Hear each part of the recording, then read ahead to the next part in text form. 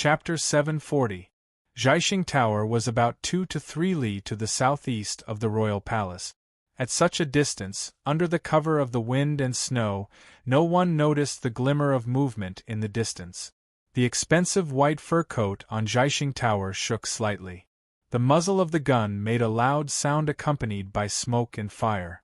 However, the speed of sound was much slower than the speed of the bullet. At least in this moment, the people on the walls of the royal palace and in front of the corner tower were still quietly watching the warriors waiting to die in the snow in front of the palace. The Qing army elites all around them did not notice that the scythe of the god of death had already sliced through the air and was using a method no one in this world could imagine to get close to their emperor. From Zhaixing Tower to the top of the palace walls, the ripple that represented death would last for over a second. It was enough for a person to blink a few times. The emperor, who had been calmly watching below the palace walls with narrowed eyes, did not notice the occasional flash of light in the wind and snow 2 to 3 li away. Therefore, there was very little time left for this great grandmaster to react. When he sensed that a fatal aura had suddenly appeared in the world, an aura that even he could not resist, he only had time to blink his eyes. His face turned pale, and the light in his eyes condensed before dissipating. His body was like a cloud of dust as he rapidly retreated. The emperor was injured and had used up a lot of Jinqi. At this critical moment of life and death, he exploded with an energy that no human could possess. In an instant, he disappeared into the distance. Like a wandering spirit, he suddenly smashed into the corner tower. Bang! A muffled sound rang out. The bullet, which was spinning at high speed and did not have a chance to flip, brushed past the shoulder of the bright yellow figure and shot past. It blasted a large hole about a foot wide and immeasurably deep into the sturdy walls of the royal palace. At this moment, the bricks and hard gravel left their bodies and shot out in array like a flower blooming. Other than the emperor, who had retreated like a wisp of smoke, there was still no one above or below the city walls who had reacted. No one even realized what had happened. At that moment, the ferocious flower that had bloomed from the black brick wall was still flying. The sharp stone shards seemed to maintain a motionless state in the air, mixing with the surrounding snowflakes and stabbing into one place. Did His Majesty just dodge this shot? No. No matter what psychological reason the assassin in the snow on the roof of Zhaixing Tower had, he paused for a moment at the moment when he lightly flicked his finger, causing the seemingly fatal shot to miss.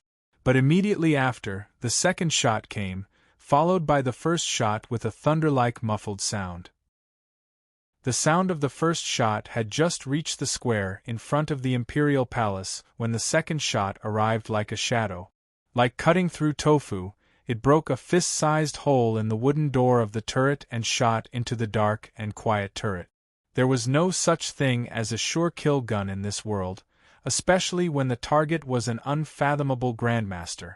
Due to Jingdo's tight security, the assassin in the snow on the roof of Zhaixing Tower had chosen a rather remote place to snipe. He could clearly calculate the time needed for the bullet to fly through the air.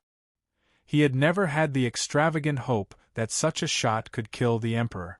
However, he knew that in order to dodge this shot, the emperor would tremble all over and not be willing to hold back. The physical and psychological shock would certainly make the emperor use all of his abilities. Speed. The assassin on the roof of Zhaixing Tower had clearly calculated the direction the emperor would dodge, the speed at which he would dodge, and the instantaneous movement. His finger moved a second time with unusual stability and struck toward the spot where the emperor was rapidly retreating.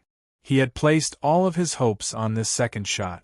To be able to calculate so much in such a short amount of time and come to a certain conclusion about the emperor's choice, it was clear that the assassin understood the emperor's personality very well. He also understood the emperor's understanding and fear of this gun, or chest, as everyone knew it. Most importantly, the assassin from Zhaixing Tower was able to know the speed a great grandmaster could display at a moment of life and death. Only then could he accurately calculate the Emperor's final landing point and the landing point where it would be difficult for him to drift a second time. This was something that could not be calculated, nor could it be verified. This was because, in this world, apart from the few great grandmasters, no one could truly force a great grandmaster into a dead end, let alone understand the speed of a great grandmaster. Unless there had once been a great grandmaster who had personally helped the assassin on the roof of Zhaixing Tower and personally trained him countless times. In less than half the time it took to blink, the Emperor's previously calm and cold emotions were suddenly taken over by terror. Countless tyrannical Jinshi exploded out of his body in that instant. His face was pale, and his pupils constricted slightly. Floating with all his strength, he disappeared from his original spot in an instant and crashed into the corner tower that had been silent the entire time. The Emperor, who had always been incomparably confident, powerful, and never known fear, finally felt a glimmer of fear toward death. Although he couldn't see what the aura that moved him so much was, he knew that the box he feared the most had finally appeared. A muffled explosion rang out through the walls of the royal palace. The second shot pierced through the wooden door of the corner tower. Following a straight, formless line, the killing bullet shot toward the chest of the Emperor, who had just fled wretchedly to the back of the quiet room in the corner tower. This shot was too ruthless. It was so ruthless that it had calculated all of the Emperor's thoughts and actions. The tyrannical Jinshi in the Emperor's body had already exploded into an invisible current of air on the walls of the royal palace. At this moment there was nothing in his body. It was impossible for him to instantly make another immortal-like evasive movement. Even more terrifying, the second shot arrived without any pause in between. When the Emperor sensed the soul-devouring aura coming like a wave, he was unable to react at all. The assassin on Zhaixing Tower had calculated all sorts of things, but he was unable to calculate that the quiet room behind the Emperor in the corner tower of the royal palace was not quiet. There were many people standing inside. A dozen silent, seemingly not even breathing, people wearing armor and holding thick steel shields like ghosts. These people seemed to have stood in this quiet corner tower for countless years. They had never changed their posture, sealing off all possibilities of shooting toward this room in the corner tower. During the Jingdo Rebellion 3 years ago, there had been a blood-like slaughter on and below the walls. Regardless of whether it was Fan Xian or the Great Prince, neither of them had found anything strange in this room. At that time, where were these armored, shield-holding spirits? Were these shield-bearers, who appeared to have stood indifferently for countless years, the final arrangements the Emperor had laid down in order to calm the fear in his heart? These shield-bearers, who had stood for countless years, only had one mission in this life: to help the Emperor block the fatal bullets fired from that chest. How could these steel shields from the palace treasury block the most powerful gunpowder-killing weapon in the world? This was the last dragon saber the mistress of the palace treasury had left in this world, the last Emperor's sword. How could the other legacies she had left block it? No one could clearly see what had happened in that instant. However, the shield-bearer standing to the Emperor's left trembled. The dust covering the steel shield he held tightly in his hands trembled. Immediately after, the Emperor behind the shield trembled. The shield-bearer fell with a crash. A hole appeared in the steel shield. It was as if the heavens had dropped a hammer of heavenly punishment. It was as if the Emperor had been viciously struck by this hammer. He abruptly retreated and smashed through the back wall of the corner tower. He came out through the wall and fell wretchedly onto the icy, snowy ground. Fresh blood flowed out from the left side of the Emperor's chest. Earlier, when he stood in Taiji Palace, the wounds on his body had been torn open again by the violent movements. The wound 13th Wang had sliced open on his right chest, and the wound Fan Xian's fingertip had sliced open on his neck had begun to bleed again, turning this powerful ruler into a pitiful bloody man. The Emperor lay on the snowy ground and breathed rapidly. His jet-black eyes focused and then scattered. The left side of his chest caved in slightly and was covered in blood. It was impossible to see the true wound clearly. The snowy ground was under his head. His eyes were wide open as he looked at the icy sky flowing with tears of snow. His two hands outside his sleeves clenched tightly to prevent himself from sinking into darkness. Boundless terror and anger surged into his mind. The chest had finally appeared. In this world, the Emperor had always thought that he was the person who understood the chest the best, even more so than Chen Pingping. Back then, Xiao Yezi had used this chest to silently kill 2 princes and send King Cheng's manor onto the dragon chair. There was no one who did not fear the existence of such an item. However, back then, the heir of King Cheng and the crown prince had not been afraid because this chest belonged to her, which was equivalent to it belonging to him. But, ever since the Taiji courtyard incident, the Emperor had become afraid. Every day and night, he was afraid. He was afraid that he didn't know when the chest would appear, where a spark would suddenly fly out, or like a divine hand descending from the sky, take his life and avenge his master. Because of this fear, after the Taiji courtyard incident, the Emperor rarely left the palace. No, it was just as Fan Xian had heard when he first entered Jingdo. After that, the Emperor had not left the palace at all. Although he had never seen the chest, he knew the terrifying use of the chest. He was like a turtle hiding high up in the royal palace, surrounded by palace walls for protection. It was impossible to find any buildings in Jingdo that could pass through these walls. The Emperor's subjects all thought that the Emperor was diligent in state affairs, which was why he was always locked up in the palace. Who knew that he was afraid? They all thought that the Emperor was benevolent and loved the people. He could not bear to disturb the local areas, so he did not patrol the country. Who knew that he was still afraid? This situation continued until the 4th year of the Qin calendar. The child from Danzhou finally entered the capital. Lao Wu seemed to have truly forgotten many things. No one connected him to the Taiji courtyard incident.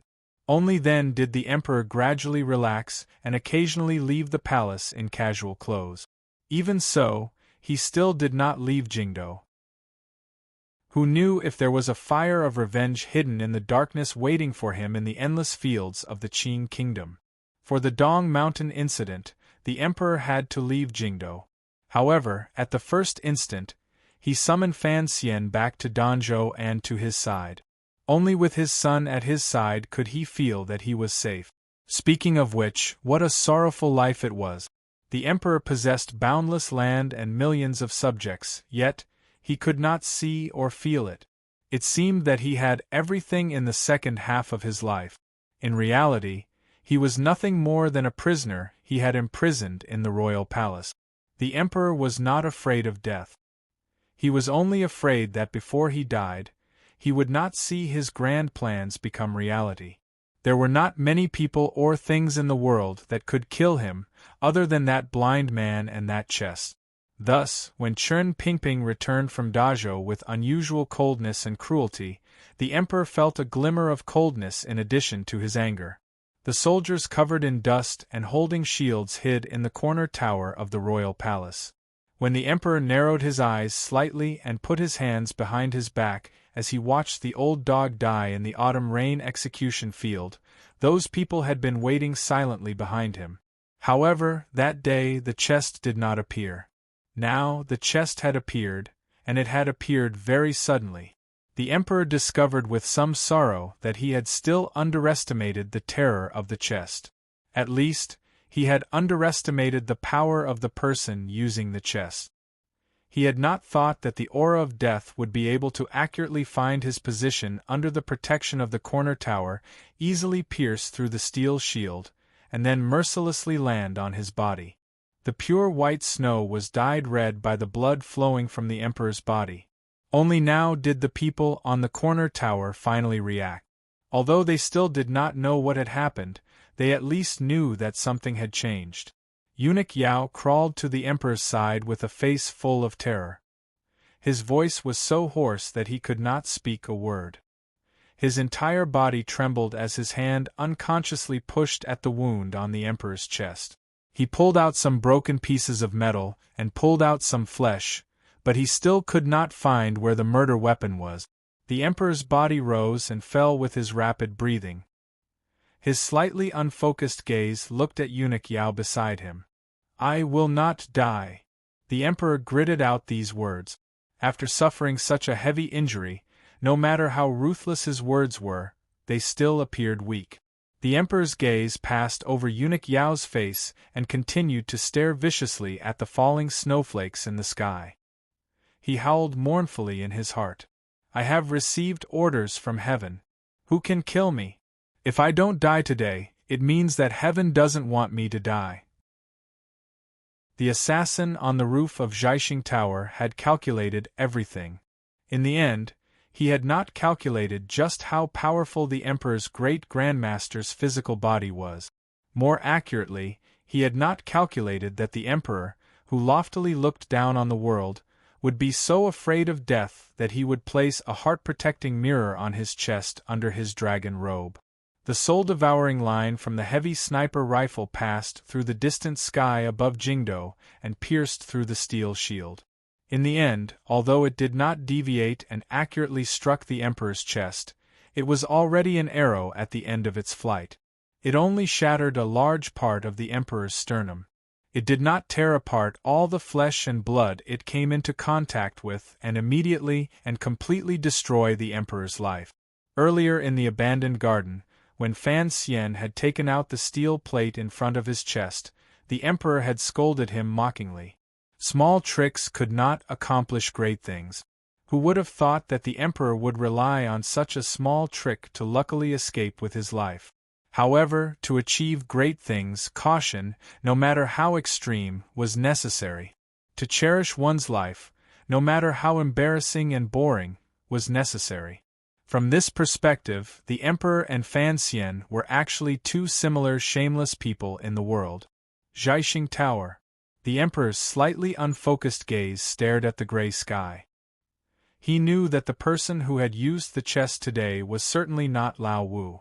If the person who had come was Lao Wu, he would probably have long charged into the royal palace. He panted and said, "Kill them all." The Emperor had suddenly been assassinated and was unconscious. No one knew if he was dead or alive.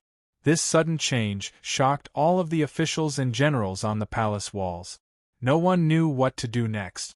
The warriors surrounded by countless people on the palace walls still had not escaped. If this second volley of arrows shot out, everyone would probably die, including the still unconscious Fan Xian. The imperial doctors were rushing over from the Imperial Academy of Medicine. Gong Dian had already rushed to the Emperor's side with a deathly pale face. He took out the medicine he always carried and tried to staunch the Emperor's bleeding. However, the effect did not seem to be very good. Eunuch Yao still firmly remembered the Emperor's final orders before he fell unconscious. His body trembling, he moved around the corner tower and carefully approached the side of the deputy commander of the Imperial Army. In a raspy voice, he read the Emperor's final order to kill them all. Eunuch Yao curled up on the palace walls. He looked strangely comical, but he was truly afraid. He knew how powerful the Emperor was. Yet, such a powerful ruler had been so heavily injured by an invisible assassin. How could he not be afraid? He was even worried that in the next moment, he would be torn into pieces by invisible lines in the air. The scene that followed made Eunuch Yao's pupils constrict. His entire body fell to the ground, once again confirming his fear. With a muffled thud, the deputy commander of the Imperial Army, who was standing coldly on the palace walls, was about to wave his flag and give the order for the soldiers on and below the palace walls to rain down arrows again. However, his shoulder only moved when his entire head suddenly disappeared. That's right. Just like a ghost story in broad daylight, the head of the deputy commander of the Imperial Army suddenly exploded like a ripe watermelon or a skin bag filled with water.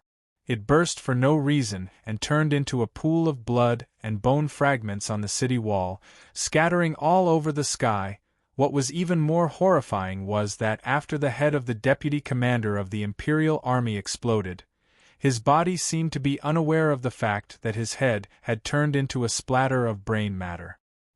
His right arm was still raised for a moment before he slumped to the ground. Like a puppet whose strings had been cut, he collapsed to the ground. A wave of shocked and wretched cries rang out on the palace walls. Such a hair-raising scene had happened in front of countless soldiers. How could they not be shocked and afraid? Everyone began to tremble and desperately kept their eyes open. On the palace walls, below the palace walls, among their comrades, and even in the empty, snowy sky, they searched desperately. Of course, they couldn't find anything. They had no idea what had happened. They only knew that the deputy commander's head had suddenly exploded. These elite imperial soldiers of the kingdom of Qing had no idea that the assassin was miles away. They shouted in vain and searched angrily. The fruitless search gradually turned into fear. This kind of invisible assassin, this kind of unstoppable killing, was not something that mortals could stand against. Boundless terror began to spread rapidly over the palace walls. All of the soldiers searched helplessly. Some people were about to collapse under the pressure of this silence. The bows and arrows aimed at the people below the palace walls unconsciously relaxed. The Qing army's military discipline was strict. It was impossible for them to become a ball of loose sand just because of the deputy commander's tragic death. On the battlefield and during rebellions, the Qing soldiers had seen countless strange and tragic deaths. However, a divine blow like the one today made the common people have no choice but to think in a strange direction. Another general bravely roared a few times, trying to calm the emotions of his imperial army subordinates. At the same time, he gave the order to attack. However, his roar only lasted a few times before it came to an abrupt end. Because the killing intent that terrified the soldiers on the city wall came again, this general's chest and abdomen were blasted open, and his intestines turned into a ball of rotten blood. He did not even have time to groan before he fell down. At this point, the atmosphere of panic could no longer be suppressed, and the city walls of the imperial city were in chaos. The changes on top of the imperial city walls had naturally spread to the foot of the city. However, the soldiers who had been ordered to seal off all directions did not know what had happened. The archers who had aimed at the people waiting to die in the snow felt that their hands were about to become sore, but they still did not receive the order to shoot. The generals furrowed their brows tightly. They were very worried about what had happened on the palace walls for it to become so chaotic. If it was an ordinary battle, if the imperial palace was just a simple battlefield, then no one would foolishly wait for His Majesty's order before shooting arrows. However, it was not the same today. Tens of thousands of arrows were aimed at Sir Fan Jr. Everyone knew what killing Fan Xian meant. Everyone also understood the grudge between Sir Fan Jr. and the Emperor. Without the Emperor's clear order, no one dared to rashly shoot. The generals below the palace walls did not know that the Emperor was heavily injured and had fallen into a coma. It was unknown whether he was dead or alive. This strange silence did not last for long. Outside, faced with a tense situation, the generals had to have their own reactions. Even if it was just outside the palace, the Qing military generals had their own initiative. Hidden behind the archers, General Shi Fei furrowed his brows and stared at the center of the snowy ground.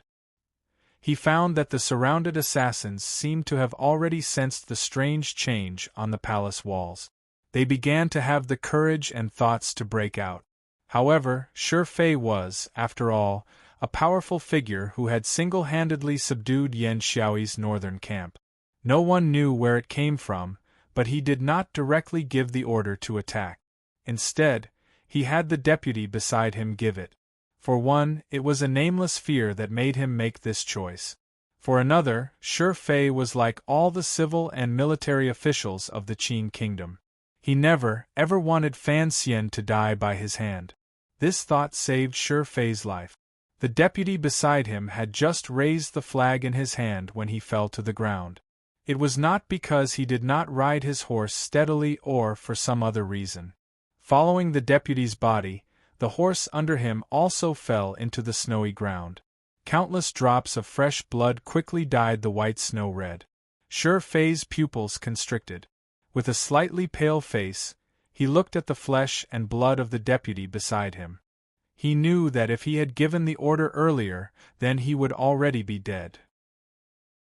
Who could block such an invisible and unpredictable attack from the heavens? Sure Fei also understood why the strange movement on the palace walls was happening. However, was the emperor still alive? After a moment of chaos, the royal palace recovered its silence.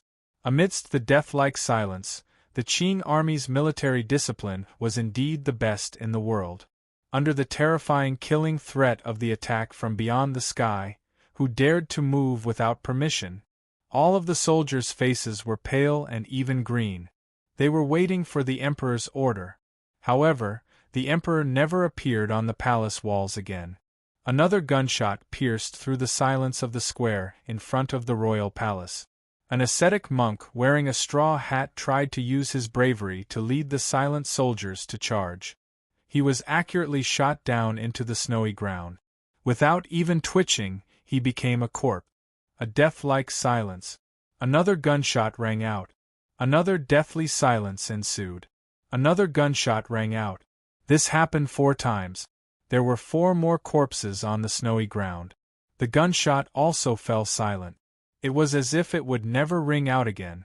Everyone on the palace walls understood that this top assassin, who could complete an attack from the heavens, was warning everyone in the Qing court not to try anything. Anyone who dared to move on this vast expanse of white snow was a target he had to kill. 1 gunshot, 1 person died, and a bloody corpse lay in the snow. There had never been an exception. This cold and silent announcement froze everyone's hearts. This was a person challenging a country. The death-like silence continued for an indeterminable amount of time. The horses began to kick their hooves uneasily, kicking up some white snow. The powerful warriors surrounded in the snow did not seem to want to touch on the powerful Qing army's tense nerve. They did not choose to forcefully break out of the encirclement.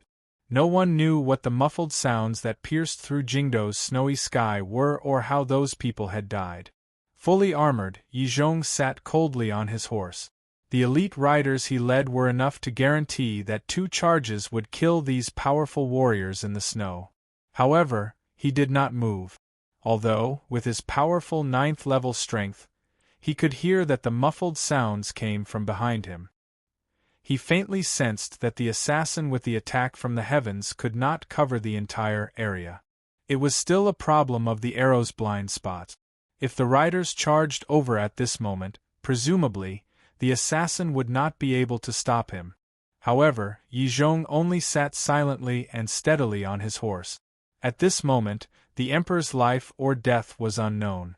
The person with the highest status present was him, yet he did not say a word. Just like his image in the Qing court, he never revealed himself, but no one dared to underestimate him.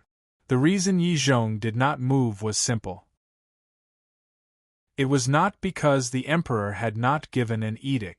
It was because he knew what the life-taking, otherworldly thrusting thing was and what those muffled sounds were. It was the chest. The chest had finally appeared in the world again. Yizhong's eyelids drooped slightly. Ignoring the burning gazes of the deputy generals beside him, it was as if he had fallen asleep. In reality, waves of shock had already surged in his heart. When the Taiping courtyard incident broke out, he had been moved to Dingzhou by the emperor as a rear guard. It was clear that the emperor did not trust Yizhong's position between him and Yi Qingmei.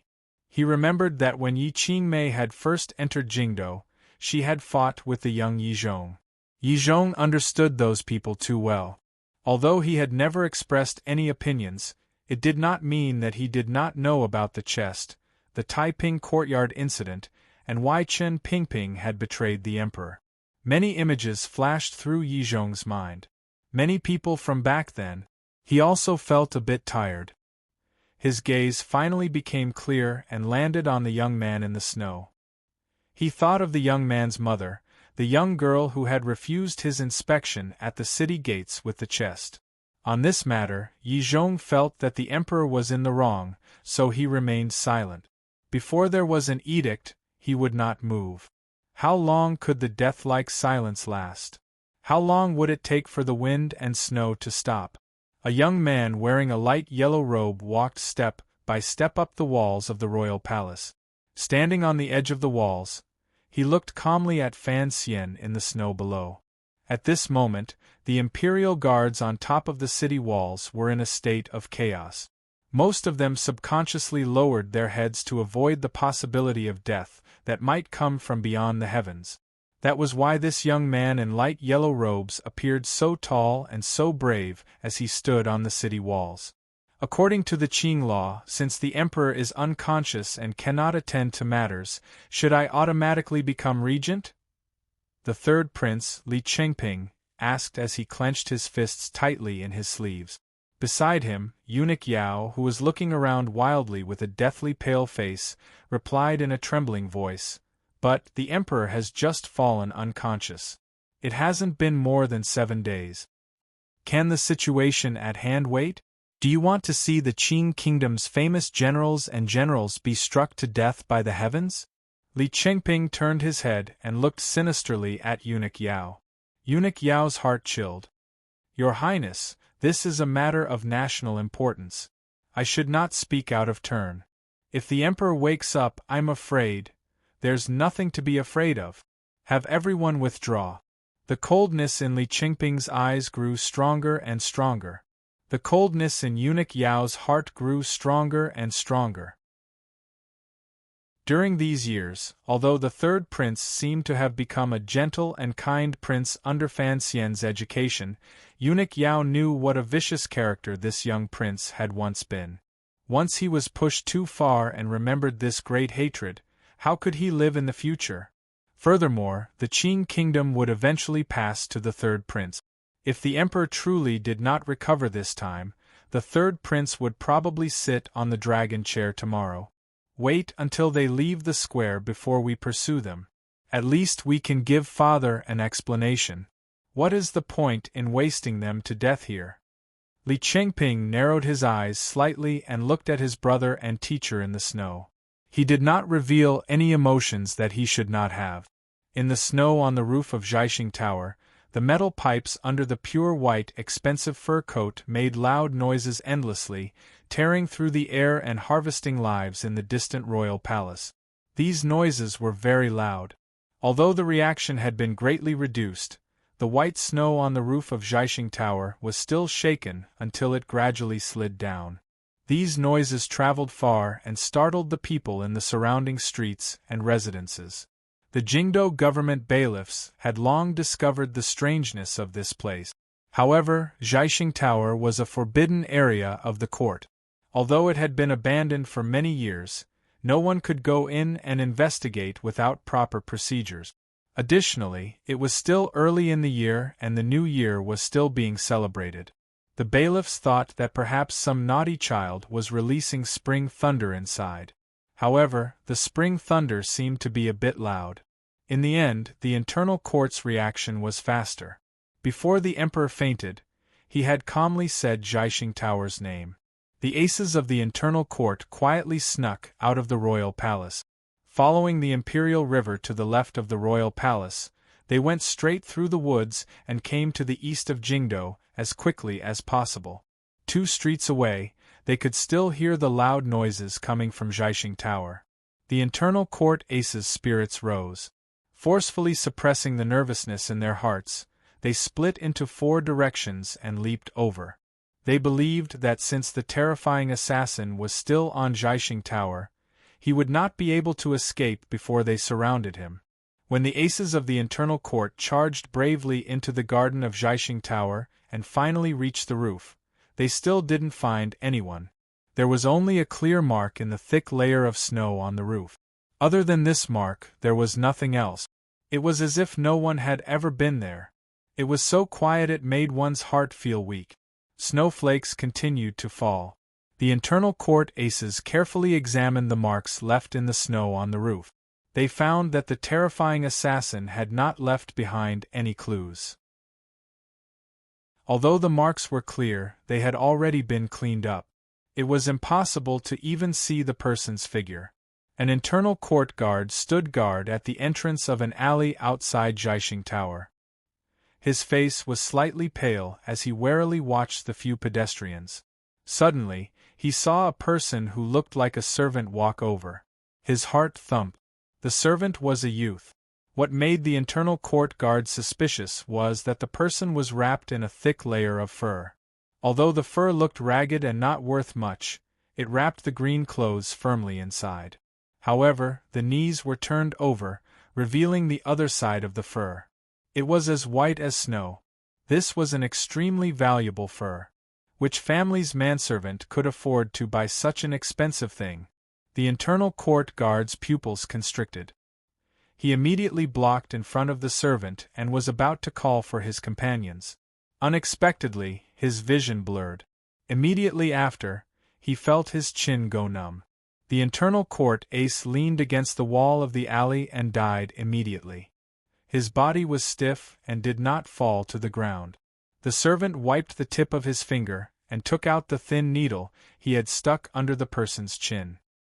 He wrapped it tightly around the thick fur covering his body as if afraid of the cold. Walking out of the alley in an instant, he disappeared into Jingdo's wind and snow. The wind and snow in Jingdo were heavy. There was a lot of activity. However, not many people knew what was happening in front of the tightly sealed royal palace. The imperial censors who had knocked on the door in the imperial censorate had long been forcefully escorted back to their manors in the night. The officials of the various departments had also been notified by the Overwatch Council and forcefully kept in their manors. Even Hu the scholar was unable to get close to the royal palace. This kind of oppressive tension and fluctuation did not take long to spread to that street in the south of Jingdo. Who knew how many noble families lived on this street, but everyone's wary and suspicious gazes were only focused on one family, Fan Manor. The Fan Manor was as usual. There was no panic, sorrow, or nervousness. Those who needed to boil water were boiling water, and those who needed to cook were cooking. The results of Fan Xian's negotiations with the emperor in the palace were clearly not reflected in the manor. The mistress of the manor, Lin Wan did not take her family and leave the capital for Danzhou with the emperor's tacit permission during this short period of time. She continued to remain in the manor in a somewhat frightening silence. Sitting in the flower hall, she waited for the man's return. If he did not return, then what was the point in her leaving Jingdo? Why hasn't Ruoro gotten up yet? Lin Wan smiled warmly, but there was a faint sorrow in her smile.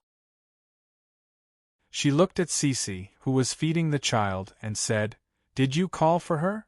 As she spoke, the young lady of the Fan family, who had been released from the royal palace last night, slowly walked in from outside the hall. Her body was as clean as usual. Her brows were as cold as ever. The shoes on her feet were not stained by a drop of snow. She looked at her sister-in-law and smiled. She then sat by the table and picked up a pair of chopsticks. Her hand holding the chopsticks was steady and did not tremble at all.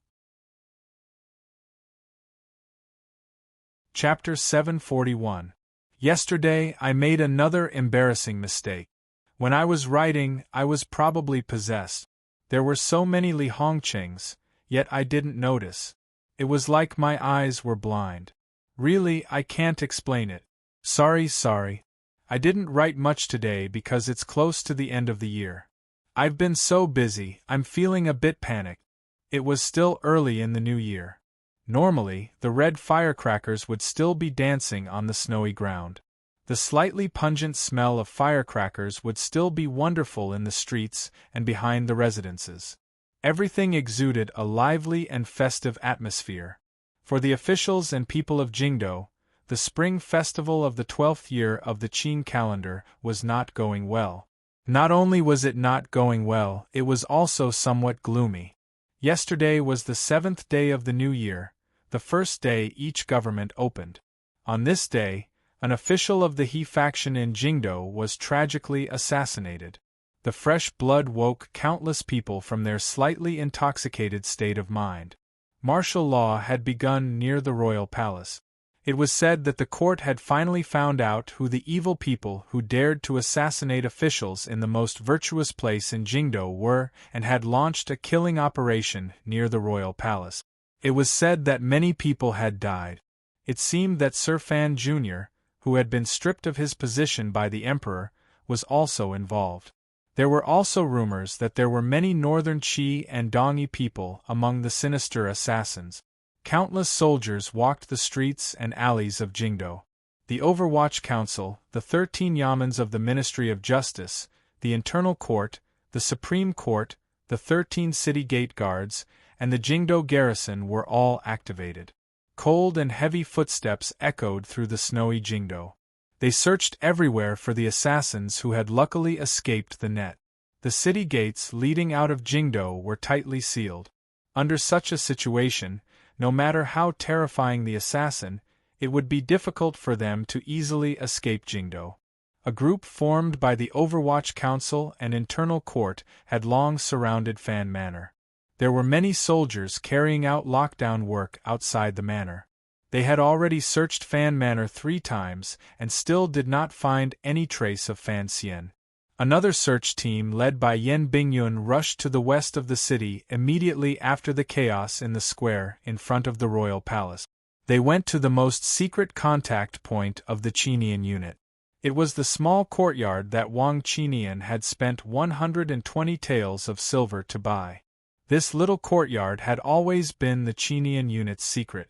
Looking at the heavy blow the old subordinates of the Overwatch Council in Shiliang Road had suffered, one could imagine that the emperor must have planted spies at Fan Xian's side and found the meeting place of the Qinian unit.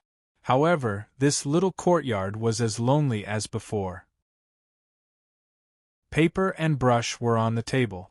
The ink in the inkstone had long frozen into black ridges. The bucket by the well outside tilted weakly. No one knew how long it had been since someone had come.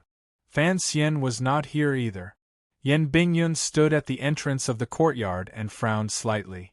He thought to himself, where is the headmaster hiding now?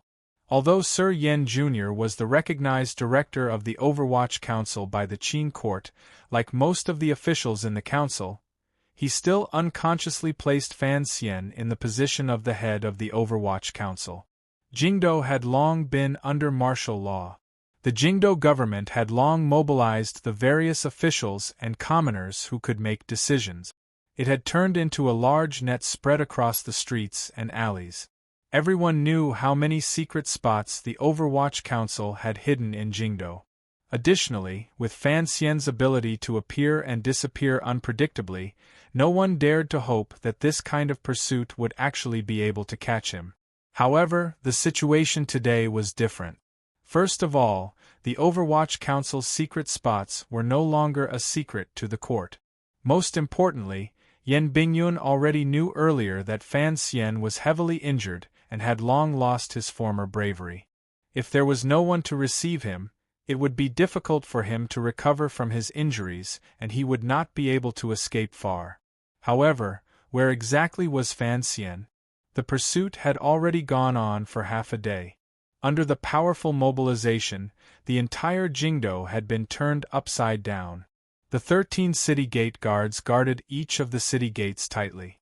All of the officials in the Qin court were certain that Fan Xian could not have left the city. Yan Bingyun's brows furrowed tighter and tighter. Taking in a warm breath, he patted his tired face and did his best to calm the rising and falling emotions in his heart and make it harder for others to notice. Gently waving his hand, he had the Overwatch Council officials continue to disperse. The pursuit continued until late into the night. The manors of the officials who had some relationship with Fan Xian in the past were also searched. Even King Jing's manor and Duke Lu's manor were not missed. Still, no one found Fan Xian's whereabouts. Everyone felt a chill. If this major figure had truly survived this time, escaped Jingdo alive, and truly betrayed the Qin kingdom, who knew what kind of changes it would bring to the world? Yan Bingyun returned to Zichengju's manor with his tired body. He did not go greet his father.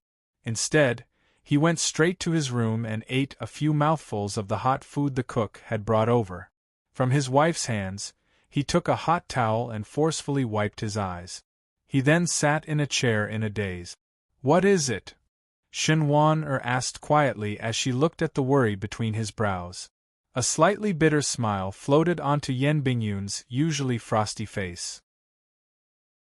After a moment of silence, he said, "Speaking of which, I really admire him. I heard that before he charged out of the square, he had already been knocked unconscious by His Majesty. It is impossible for him to recover in a short amount of time. Also, in order to attract the pursuit of those aces, he forcibly separated himself from the group of assassins. Heavily injured and alone, why can't we find him?" "What about the other assassins?" Shenwan furrowed her brows slightly and asked. "We didn't capture a single one alive. We only killed a few. They were all aces ranked among the best in the world." Yan Bingyun sighed. At the time, he had not been in the square in front of the royal palace. It was clear that although the emperor trusted him, the emperor did not want the Overwatch Council to interfere in the ambush to kill Fan Xian. He also knew that if it wasn't for the mysterious, godlike assassin, Fan Xian and the others would probably have died long ago. How could they have taken advantage of the chaos to charge out? After saying this, Yan Bingyun noticed that his wife's expression was slightly strange. He paused slightly and asked, "What is it?" Shenwan was silent for a long time. She then forced a smile and said, "It's nothing. It's just that I went to pay my respects to father at dusk. It seems that he wasn't there." Yan Bingyun's body froze slightly. He didn't move for a long time. Although his father, Yan Ruohai, had long stepped down from his position as head of the 4th Bureau of the Overwatch Council, he was, in reality, a very powerful figure. As his son, he knew this. The problem was that he knew his father was the most traditional of Overwatch Council officials. His loyalty was more to Chun Pingping and Fan Xian than to the emperor. He probably went out for a walk. Yan Bingyun pulled up the corners of his lips and smiled with some difficulty. He didn't say anything more. In the early autumn, Principal Churn had been tortured to death by 1,000 cut. Yan Bingyun had always been worried that his father would have some sort of violent reaction. However, what surprised him was that, other than getting drunk that night, his father had returned to his normal self. All day long, he only attended to the fake mountain garden. Yan Bingyun knew that the emperor didn't make things difficult for his father because of his loyalty. Now, the emperor and Fan Xian had officially broken off relations and fought their way from inside the palace to outside. Fan Xian was going to avenge Director Chen. Given his father's abilities, he would certainly know of this matter. If he knew of this, what would he do? Stay in the room and don't see anyone. Yan Bingyun's brows furrowed slightly. He told his wife in a low voice, "I'll go see father." He didn't walk far to the west and was about to pass the strangely large fake mountain in front of the corridor. Yan Bingyun came to his father's room and respectfully entered. The hair at the temples of first-rank Viscount Yan Ruohai had long turned white. He didn't seem to find his son's arrival strange. Straightforwardly, he said, "He didn't come to the manor. He isn't stupid enough to walk right into your trap." Yan Bingyun was silent for a long time. He then said, "This is council business. I cannot be biased." Yan Ruohai glanced at him and said, "You know best whether or not someone can be hidden in the manor." Yan Bingyun bowed in greeting and took his leave. When he passed by the strangely large fake mountain in front of the corridor, he stopped in a daze. His eyes looked at the slightly dried moss and remaining snow on the fake mountain. Suddenly, he thought of some of the strange rules of his family when he was young. He kept feeling as if he had missed something. Fortunately, it was winter, so the dark room was not very humid. However, it was still dark. The meridians in his body were riddled with holes, and those red-hot iron wires were still running through them. The endless pain was like tens of thousands of needles piercing into his brain, making him want to howl in pain from time to time. This kind of pain and injury made it impossible for him to move the mountain and sea of qi behind his back. He couldn't even move the small circulation of qi. Wanting to use the natural zhenqi of Tianyi Dao to repair his meridians had become an extravagant hope. He could only rely on time to slowly nurture it, or place his hopes on that magical booklet. From this seemingly empty heaven and earth, he could absorb the precious vitality and slowly fill up his empty qi sea. However, the yuan-qi in the air was very thin. If he relied on this speed to recover, he would probably still be a cripple after 20 or 30 years. Fan Xian half leaned against the wall of the secret room covered in a wool blanket and used his powerful state of mind to control his breathing. His instincts made his breathing at this moment a bit hurried and loud.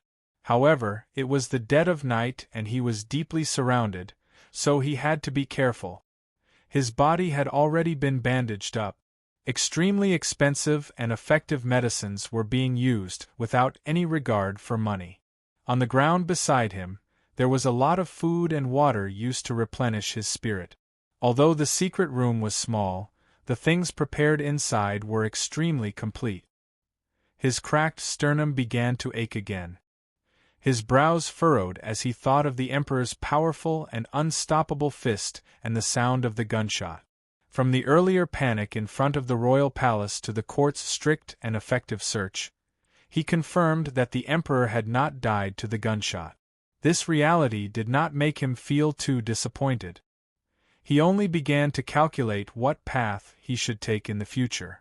When the muffled sound of the attack from the heavens punched a deep hole in the royal palace, Fan Xian had already woken up. His eyes narrowed slightly as he looked toward the east of the royal palace. He was the first of the tens of thousands of people above and below the palace walls to react and clearly determine the location of the shooter.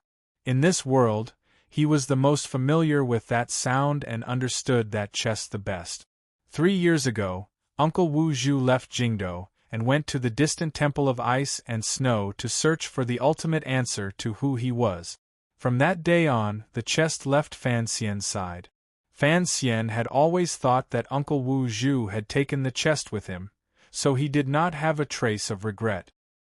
He knew that the enemy Uncle Wu Zhu was about to face was even more unfathomable, cold, and emotionless than the Emperor.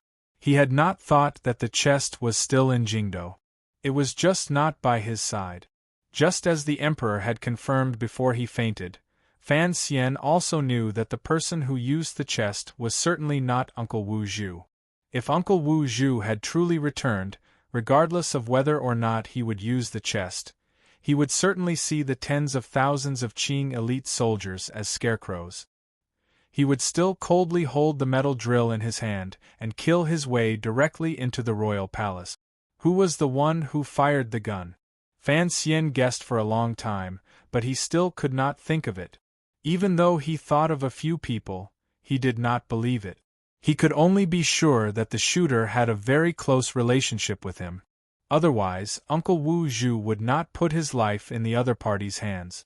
The attack from the heavens was not part of Fan Xian's plan. The exit he had originally planned was still in the royal palace.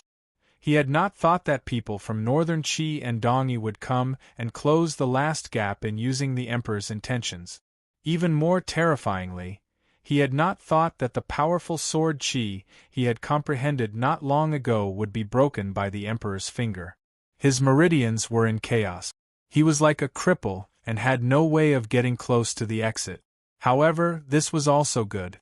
At least Hong Zhu did not have to take such a large risk. When Fan Xian and his group took advantage of the chaos to kill their way out of the square in front of the royal palace, they still encountered great obstacles. Although there was the existence of the attack from outer space, which could inflict divine punishment, and although the third prince stood on the palace walls and tried to use his thin and weak shoulders to help Fan Xian find a way out, the Emperor's edict had long been given. How could the tens of thousands of soldiers just watch as these foreign assassins escaped?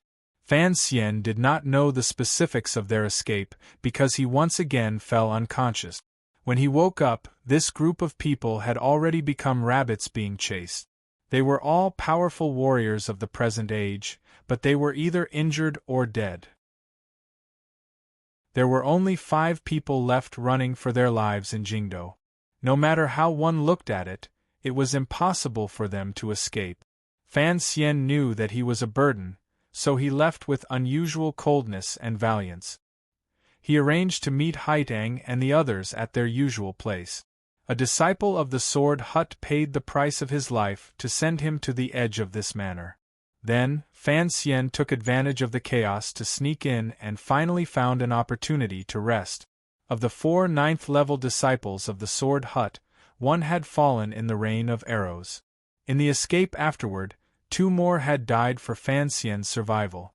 In particular, the 7th disciple, who had killed a dozen Qing aces with his sword and still died to a crossbow, had died in the instant Fan Xian turned the corner of the alley.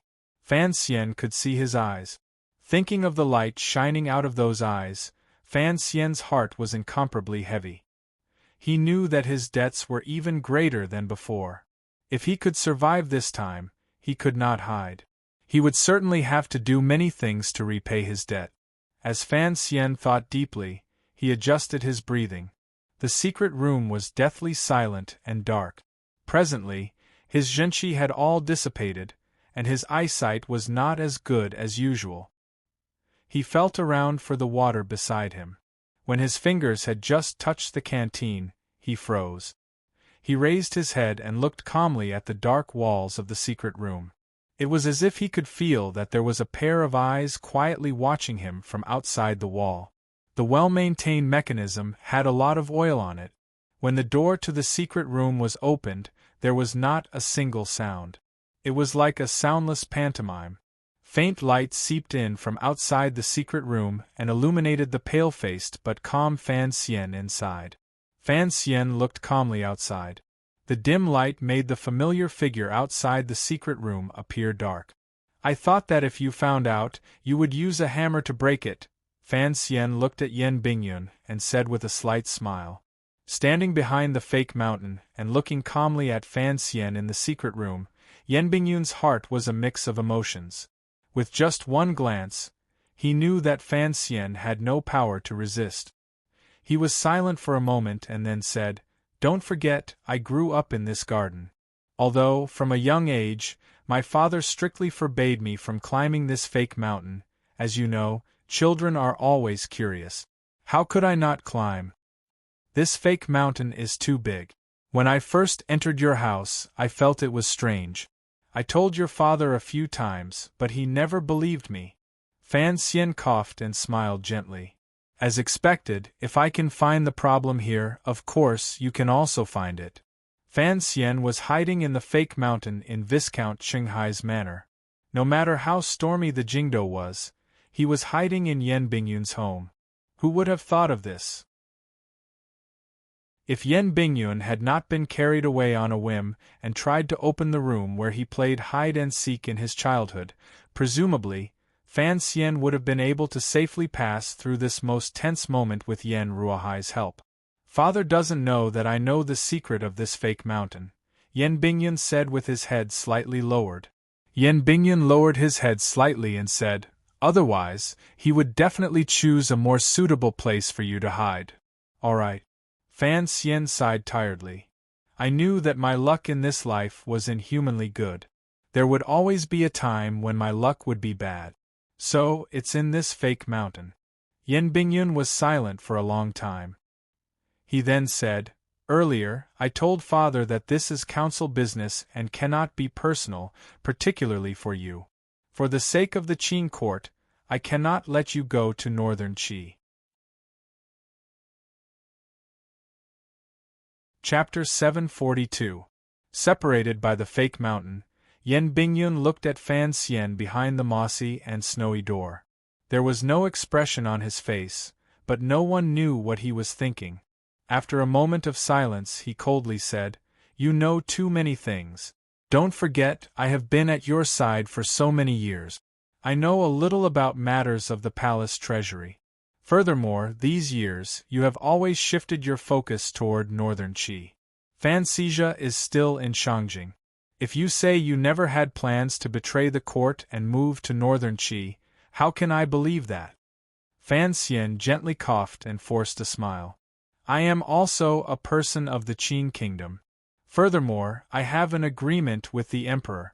If the emperor survives this time and does not carry out a purge of my people, I will not shed all pretense of cordiality with the court and stand on the side of the northern Qi people. Don't worry about this. This matter concerns the life and death of millions of people. How can I be at ease? Yan Bingyun's voice was very low and he rebuked angrily. I don't care what strange agreement you have with the emperor. If things change in the future and you leave the Qin kingdom alive and go to Shangjing, who knows whether or not you will go crazy from anger and do those disgusting things. Disgusting? Are you talking about selling the secrets of the palace treasury to northern Qi or helping the Qi people attack the Qin kingdom southward? Fan Xian smiled slightly mockingly. One has to keep some promises in one's life. As long as the emperor keeps his promise, none of this will happen. You should know that the assassination attempt in the palace this time is only a small-scale battle. I have not used all of my weapons. As long as I am alive, the emperor must be forced to accept the agreement between me and him last night. Fan Xian's eyes became icy. He doesn't want the world to fall into chaos, so he cannot act against my people. No matter how angry he is, for the sake of his great cause, he must endure. Don't forget, those people are also people you are familiar with.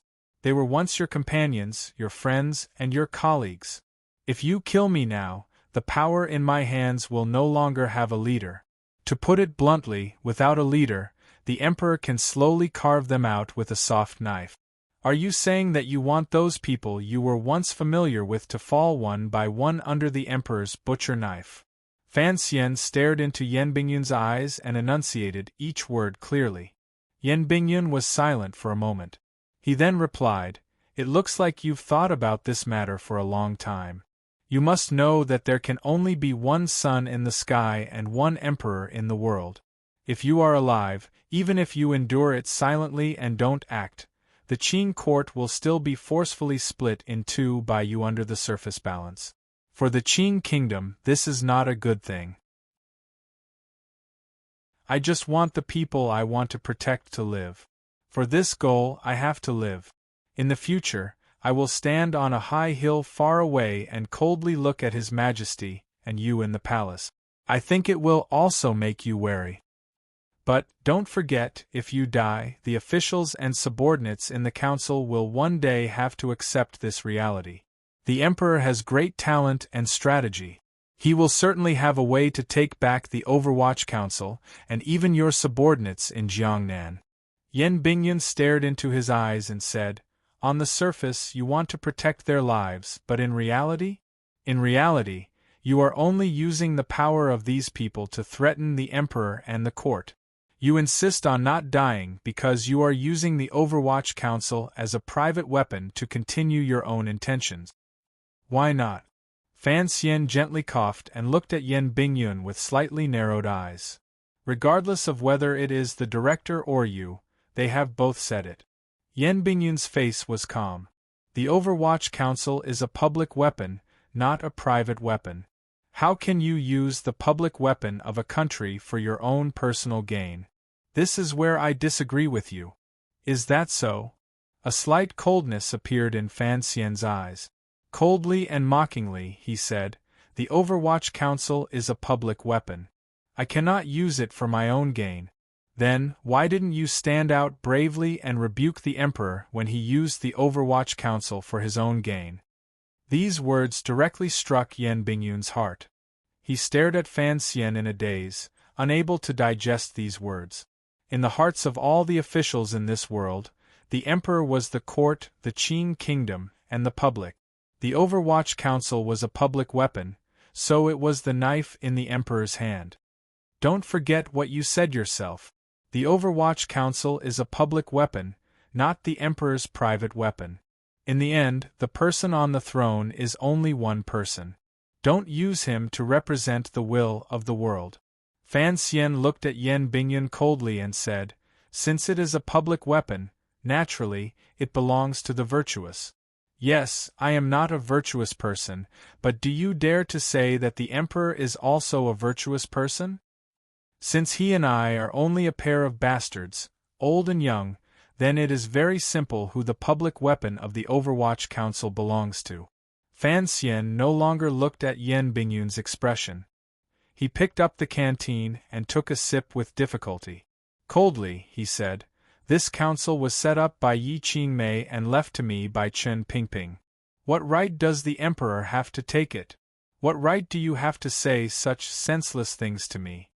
The Overwatch Council is an organization used to monitor the Emperor. If it becomes the Emperor's secret organization, you might as well not be the director of the Overwatch Council." He put down the canteen and reprimanded in a disdainful and bored tone. There was a death-like silence. Waves of shock rose in Yan Bingyun's heart. He had always thought that Fan Xian was only grieving over Chen Pingping's death, so he had bravely stood against the Emperor. He had not thought that in Fan Xian's heart there was no innate dignity of imperial power. This kind of treasonous and rebellious argument was difficult for Sir Yen Jr. to digest. He was silent for a long time but still could not wrap his head around it. Director Chen had never taught him this, and Fan Xian had never said this before. The Overwatch Council was used to monitor the Emperor? What kind of joke was this? Glancing lightly at Yan Bingyun's expression out of the corner of his eye, a powerful sense of disappointment flashed through Fan Xian's heart. He knew that in this world, other than Chen Pingping, who had been deeply influenced by his mother, and himself, no one else could accept this. Even his father, far away in Danzhou, would probably find it difficult to accept this. It was only because of him that his father had gradually grown apart from the Qin court. Yan Bingyun raised his head and looked calmly at Fan Xian. He was about to make a decision. For the benefit of the Qin court and the goal he had fought for in his life, he could not allow Fan Xian to bring too many secrets and throw too much power into the arms of a foreign enemy. However, if he truly had to take action and send him into the palace, Yan Bingyun knew that Fan Xian would certainly die today. Fan Xian did not seem to be in a rush. He just waited for Yan Bingyun's decision. At this moment, a tired, old, and indifferent voice sounded in the shadow of the rockery. "It's so late. What's there to talk about? What's so good about letting those old maids here gossip?" Yan Bingyun's body froze. He recognized that the speaker was his father. He turned around with unusual difficulty. The fists in his sleeves were clenched tightly.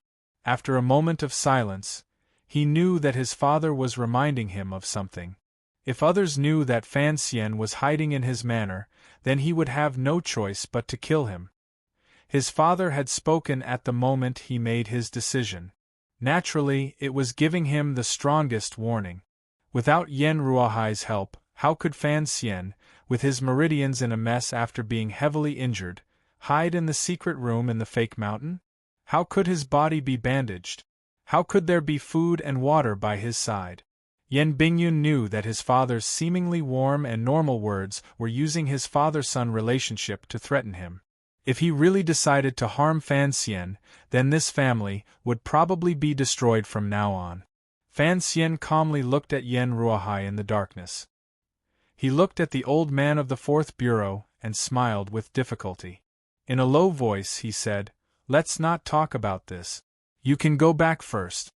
Following this, he said coldly to Yan Bingyun, "Naturally, you won't hear what I say. In the first cabinet of the council, there are a few files I took from King Jing's manor. When you have time these days, go take a look." These words were spoken lightly. It was as if Fan Xian was certain that Yan Bingyun would not act against him. Yan Bingyun stood silently for a long time with his eyes tightly closed. Finally, he left the fake mountain and walked toward his own manor. His decision to leave quietly had probably destroyed some of the stubbornness in his heart. It made the figure of his back appear somewhat desolate. No one will come to the fake mountain. Don't worry.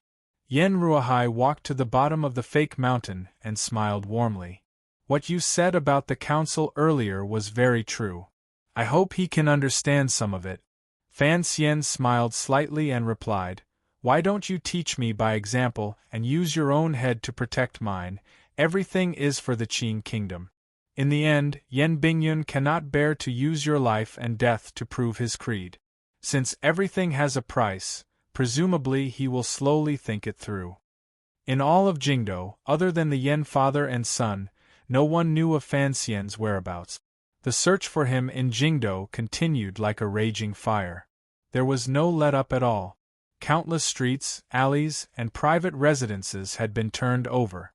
What the Qin court found strange was that Fan Xian, heavily injured and unable to move, had disappeared from people's sight like a wandering spirit. The Overwatch Council was also cooperating with the court's edict. They were carrying out intelligence work in various areas, but they had found nothing. This time, the main focus of the search was the military and internal court.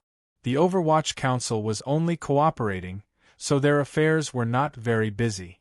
The present director of the Overwatch Council, Yen Bingyun, was not as busy and nervous as Yi Zhong and Eunuch Yao, unable to sleep. On the contrary, the square and sinister building on Tianhe Avenue had many more images of him reading seriously.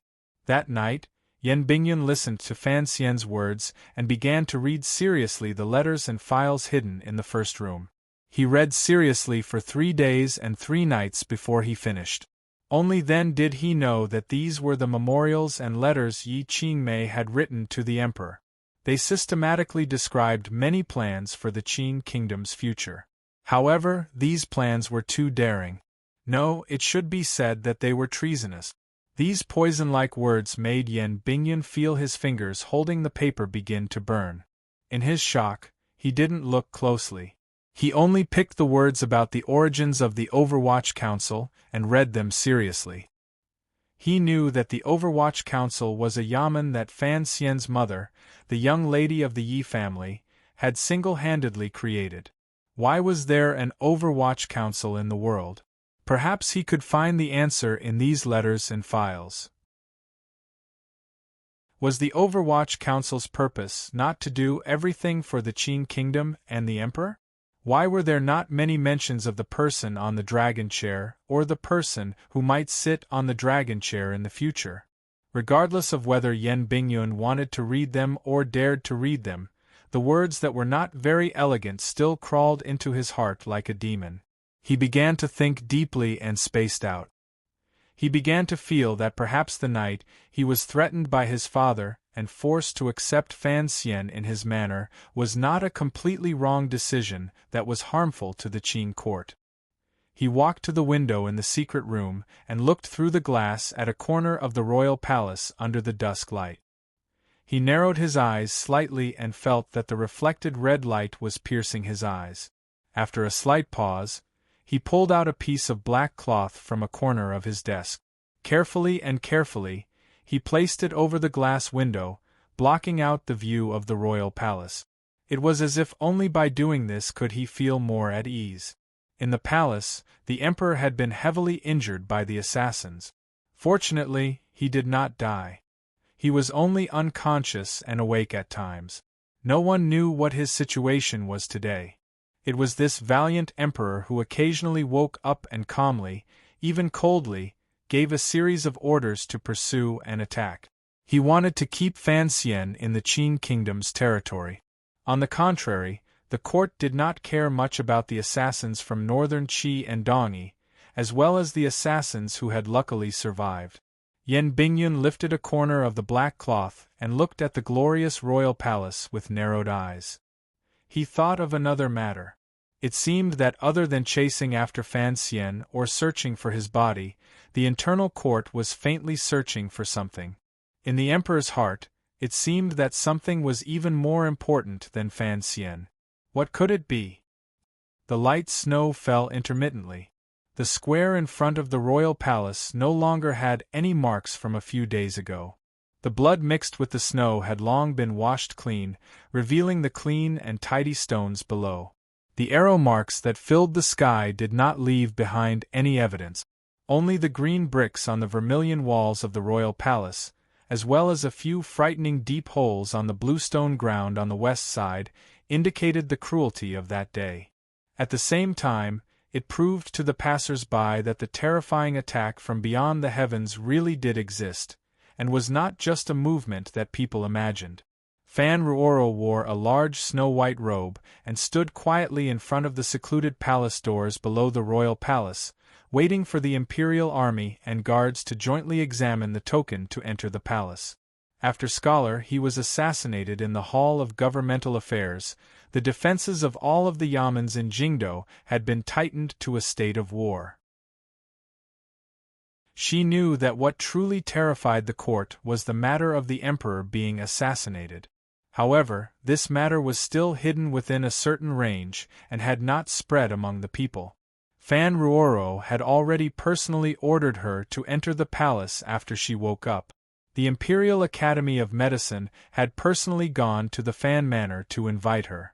This was not only because Fan Ruoro's medical skills, which she had inherited from Qing Shan and Fei Jie, had reached a certain realm. More importantly, the serious injury the emperor had suffered was not the internal injuries and sword marks left by the assassins. The most fatal injury was the metal shrapnel that had flown into the flesh of the emperor's chest.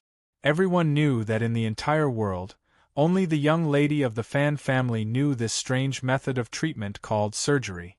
On the way here, Fan Ruoro had already learned of the current condition of the emperor's body from the mouth of the royal doctor. Knowing that the emperor had not died under her shot, Fan Ruoro did not know what kind of feelings she had in her heart. Strangely, she did not feel overly disappointed. She only felt a bit lost. She had lived in the palace for a full 5 months and stayed in the royal study for 5 months. It could even be said that she was the woman who had stayed by the emperor's side the longest these years. She knew very well what kind of person the gradually aging emperor was. More importantly, the way this emperor treated Fan Ruoro was indeed different from others. Be careful after you enter the palace. If it is inconvenient for the emperor and you want to stay in the palace for treatment, you have to send a message to the manor. King Jing's heir, Li Hongqing, stood by Fan Ruoro's side and warned her in a quiet voice. There was worry that could not be hidden between his brows. Treating the emperor's illness had always been a terrifying matter. What was even more terrifying was that the emperor's injuries could not be separated from Fan Xian, yet Fan Ruoro was Fan Xian's favorite sister. Thinking of how Fan Ruoro had been placed under house arrest in the palace a few months ago, Li Hongqing felt a strong worry in his heart. Yes. Fan Ruoro smiled slightly. The indifference and frost on her face gradually melted. She lowered her head and bowed toward Hongqing. She and the imperial doctor were led by the guards toward the royal palace. She had always known of Li Hongqing's intentions and was deeply moved by it. Particularly these few days, the Fan Manor had been repeatedly searched. Regardless of whether it was Lin Wan-er's status as a princess or Fan Ruoro's position in the emperor's heart, in the face of the great crimes Fan Xian had committed, they all became things that did not need to be mentioned. After returning from Shiliang Road, Li Hongqing, who had taken up the position of deputy of the Bureau of Military Affairs, did not avoid suspicion at all. Bravely, he held down the fort in the Fan Manor and suppressed the wolf-like soldiers. Without Li Hongqing, the days of the Fan Manor would probably be much more difficult. Walking through the quiet and cold palace gate, the sound of footsteps rang out quietly. Fan Ruoro lowered her head slightly. She felt that what her brother had said in the past was right. Life had always been a play, and it was often an absurd play. The emperor had almost died to her spear, yet she was going to treat his injury. Up until the moment Fan Ruoro entered the palace, she still had not made up her mind on how to respond. She knew that the emperor had already woken up. Fortunately, the emperor had woken up and sent down an edict. Thus, the Fan Manor had not suffered a disaster. Given the crimes Fan Xian had committed, the entire Fan Manor would probably be taken into prison. At most, Lin Wan'er, Fan Ruoro, and the children would be brought into the palace. However, the emperor had not sent down this edict. This made Fan Ruoro admire her sister-in-law's choice not to leave the capital that day. Although no one knew exactly what Fan Xian and the emperor had said the night before the palace coup and what agreement they had reached, at least Lin Wan'er had guessed something. Presently, Jingdo was only desperately chasing after Fan Xian and did not use lightning speed to suppress the people Fan Xian protected. The Fan Manor not leaving the capital and returning to Danzhou was, without question, an expression of an attitude. It was an attitude to test how sincere the emperor was in fulfilling his promise. Thinking of this, Fan Ruoro admired her sister-in-law's calm state of mind in the face of danger. She felt a sense of worship for her brother, Fan Xian, that had long been rooted in her heart. In this world, other than her brother, who else could force a powerful ruler to suppress his anger after being attacked by an assassin? The palace was right in front of her eyes. Fan Ruoro gradually calmed her emotions. She had only been at Zhaixing Tower to help her brother escape Jingdo. When all was said and done, she could not feel too much hatred toward the emperor. After all, 20 years ago, the death of the pitiful infant she had never seen was too far away from her. On the last day of the first month, the steps of the 12th year of the Qin calendar finally landed firmly on this land. However, the footsteps of the Qin court still could not be steady. Although the emperor could already sit up and examine memorials, he could not exhaust himself too much. His own way of the Hall of Governmental Affairs had died, and key officials in various departments had been ruthlessly eliminated by Fan Xian. For a moment the court was a bit chaotic. Fortunately, the scholar fought with his old life and did not return to his manor for 7 consecutive days and nights. At least, the important matters of court were not delayed too much. The footsteps in the shadows continued to step chaotically. Jingdo appeared to have returned to normal, but in reality, it was still under strict control. In particular, the work of capturing and killing those assassins never relaxed. The Qin court had to be proud of this matter. The 9th-level aces who had first been heavily injured by the emperor and then shot by tens of thousands of arrows should still be trapped in Jingdo, passing their days in fear. In such a large capital, they were able to strictly seal off the possibility of these aces escaping. One reason was because these aces were too heavily injured. Another reason was that one had to admit the terror of the Qin kingdom's national machinery. At present, the deaths of 5 assassins had been confirmed. Their bodies had already been transported into the royal palace. Of the known assassins, at least 3 were still missing. They were the foremost ace in the northern Qi royal palace, Sir Lang Tiao, the youngest disciple of Dongyi's sword hut, and northern Qi's saint girl, Haitang Duoduo. These 3 had almost been captured a few times in Jingdo. Each time, they had paid the price of fresh blood before escaping wretchedly. As for Fan Xian, not even a shadow had been found.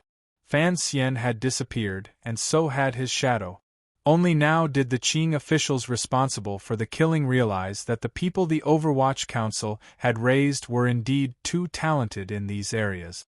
However, the officials still had confidence because Sir Fan Jr.'s injuries were too heavy. The emperor had said that his meridians had been destroyed and would not recover within a year. On the other side, the court officials who entered the palace every night to report on the progress and hand in memorials to the emperor couldn't help but see another scene that they had long gotten used to but now found particularly strange. The emperor lay weakly in a pile of blankets. A woman wearing normal clothes served the emperor coldly and carefully, bringing him medicine and feeding him. The woman was the young lady of the Fan family. The court officials had long gotten used to seeing her appearance in the past 5 months. They had not expected that she would come back after only a day out. Hadn't Sir Fan Jr. become an imperial criminal who had tried to assassinate the emperor?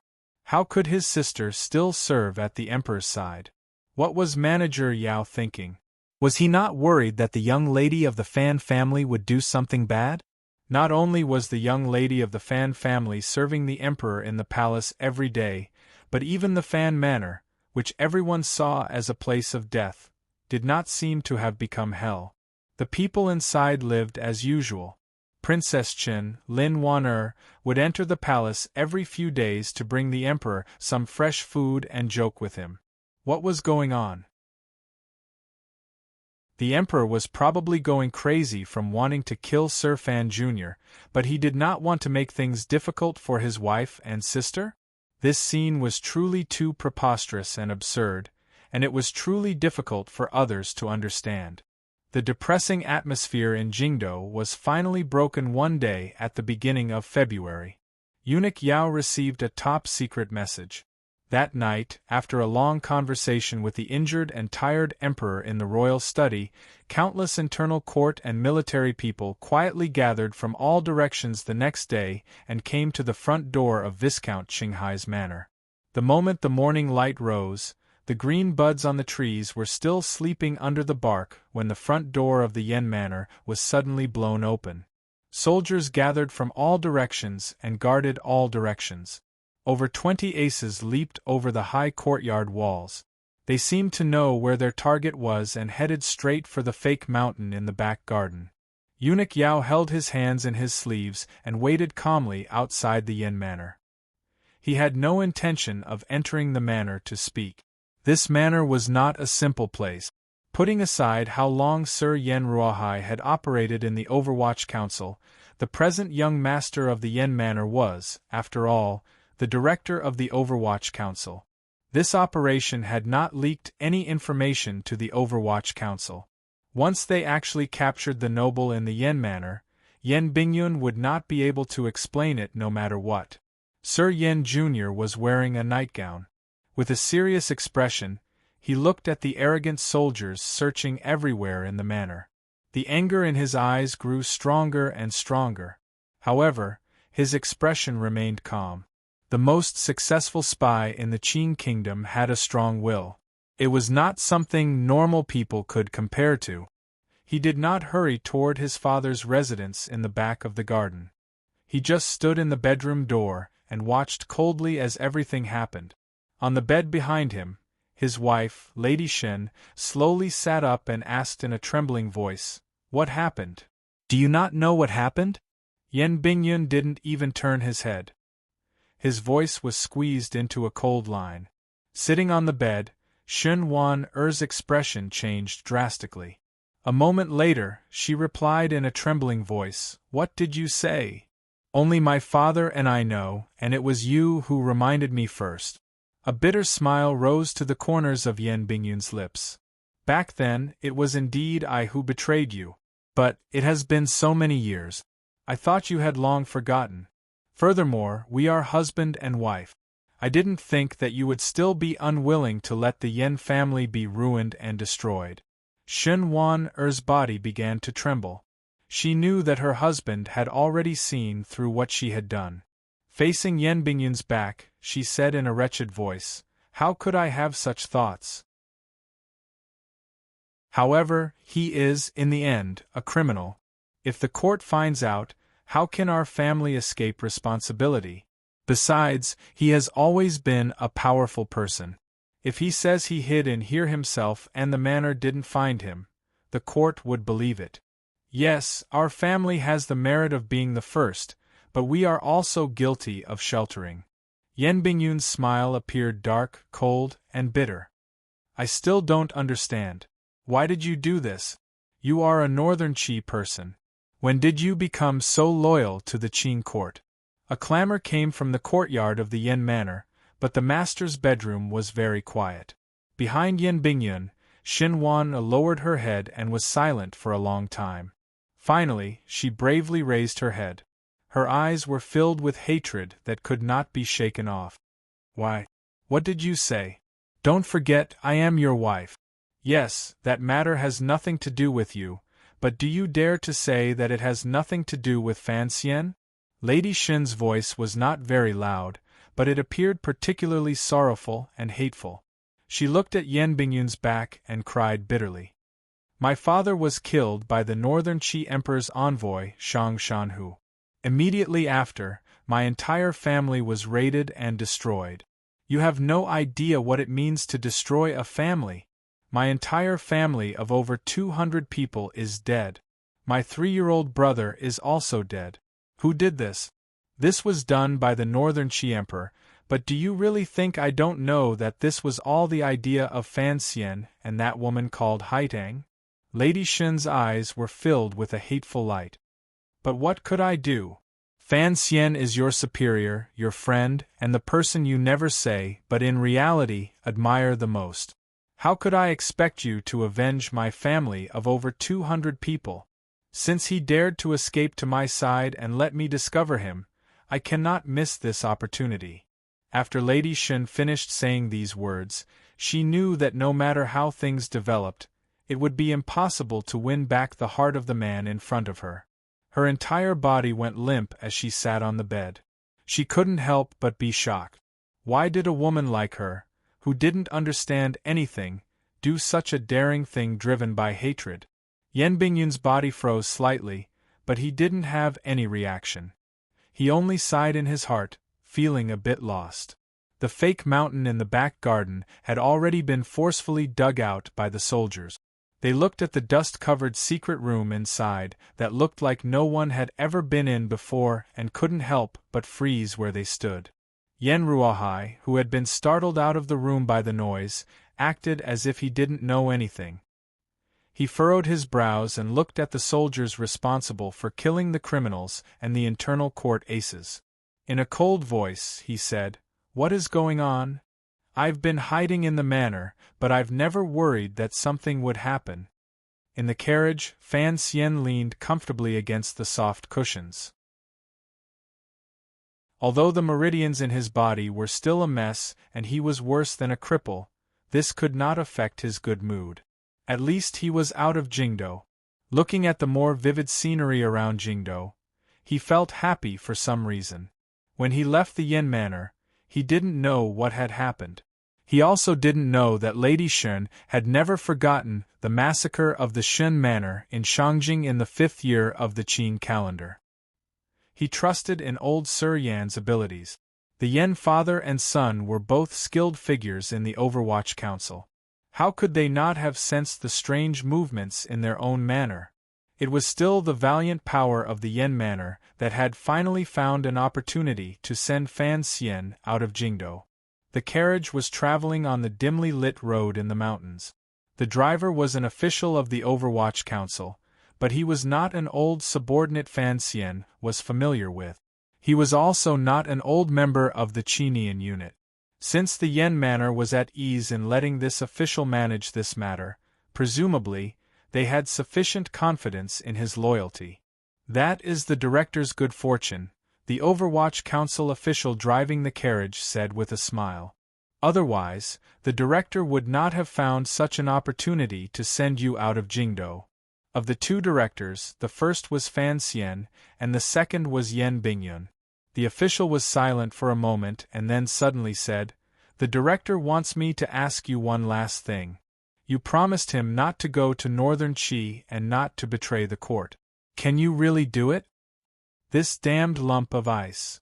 Fan Xian scolded jokingly. "Since I've said it, I will do it. I'm not like the old cripple who has no inhibitions. After you return to the capital, help me give this letter to Yan Bingyun. Have him think of a way to deliver it to the Emperor's desk," Fan Xian instructed after thinking for a moment. He handed over a thin letter. The contents of the letter were simple. He had already left Jingdo, and would fulfill the contents of the agreement he made with the Emperor that night. He also asked the Emperor to abide by the Emperor's promise of one word. He also wished the Emperor good health and to take care. The main reason for this unnecessary action was because of his friends who were still sealed in Jingdo. Fan Xian knew that the Emperor's main target was him. If he could escape Jingdo alive, Then there was not much meaning in wasting the country's power, stirring up more discussion, and keeping 13th Wang and the others in Jingdo. The carriage made a few turns in the outskirts of Jingdo, and made a few circles. Using the secret paths in the mountains as well as a few transfer points the Overwatch Council had prepared, it took a full 3 days to arrive outside a city in a neighboring province. The carriage would not enter the city. Instead, it chose to carry out the handover here. Looking at the familiar face, Fan Xian couldn't resist smiling. "I feel much more at ease now that you're here." Wang Qinian, who had rushed back to the Qin kingdom from Shangjing in northern Qi and had been waiting outside Jingdo to receive him, had disguised himself as an old man. His face was full of wrinkles. Entering the carriage, he checked on Fan Xian's injuries and couldn't help feeling heavy. He was not in the mood to joke and shook his head. "What do I have to disguise myself as?" Wang Qinian took out cosmetics and flowery clothes from his clothes. Forcing a smile, he said, "I have to disguise myself as my daughter-in-law." Fan Xian laughed bitterly. He didn't make a pretentious gesture and accepted it. "It's much more convenient for you to disguise yourself as an old man than it is for me." While he was changing, Wang Qinian couldn't resist lowering his voice and asking, "Sir, from the beginning, did you already plan to be able to leave Jingdo?" "I'm not an immortal. Plans can't always keep up with changes." Fan Xian smiled bitterly. "If I could win in the palace, I wouldn't have to leave the capital. Since I lost, I had to make sure I survived. Fortunately, my luck is as good as ever. I heard that is not a place people go. Not many people can go. Those who dare to go are all dead." "Who said they're all dead?" "Ku he is alive. Shaoan is also alive. Aren't my uncle and my mother all alive and well?" Fan Xian's eyes narrowed slightly. It was as if he was searching for the backs of those people. In a quiet voice, he said, "Just surviving is not enough. This time, I still lost in Jingdo. Other than going to the temple to find my uncle, what other choice do I have? This is something I had thought about a long time ago. You don't have to stop me." Wang Qinian's expression was a bit ugly. He muttered, "It's not that I want to stop you. Who in this world dares to stop you? Other than the Emperor, those who dare to stop you are probably all dead. However, the temple is not the royal palace. It is a place where immortals live. I'm afraid that even if I took you and searched for decades, we wouldn't be able to find a place. Our goal is to not mess around." Fan Xian coughed and forcefully used his will to control the burning pain in his meridians. He forced a smile and said, "You don't have to be too afraid." This was something Fan Xian had thought about. He knew more about the illusory temple than anyone else in the world. He could even faintly capture the true background of the temple. Of course, this was all just a guess. The Emperor was so powerful that he had even survived the gunshot and woken up. Fan Xian knew that after this battle, the Emperor would never personally leave the palace and risk his life. The situation placed between Fan Xian and the Emperor was a mutual restraint based on the long conversation the father and son had before they attacked. In the end, this was a battle between the two of them. Regardless of whether it was the Qing Emperor or Fan Xian, neither wanted the flames of war to spread to the world. Thus, Fan Xian had suffered a crushing defeat. He had to find a power that could defeat the Emperor. He could not find it in the world. He could only search in the sky. Fan Xian's mood was slightly heavy. He knew what a lofty existence the temple was in the hearts of the people. He was very worried about Wu Zhu's safety. For the sake of his meridians and many other goals, he had no choice but to make this dangerous trip to the temple. "How do we go?" Wang Qinian gently pulled on the reins and asked a very practical question. Everyone respected the temple, but no one knew where it was. "North. Keep going north." "All the way north," Fan Xian said.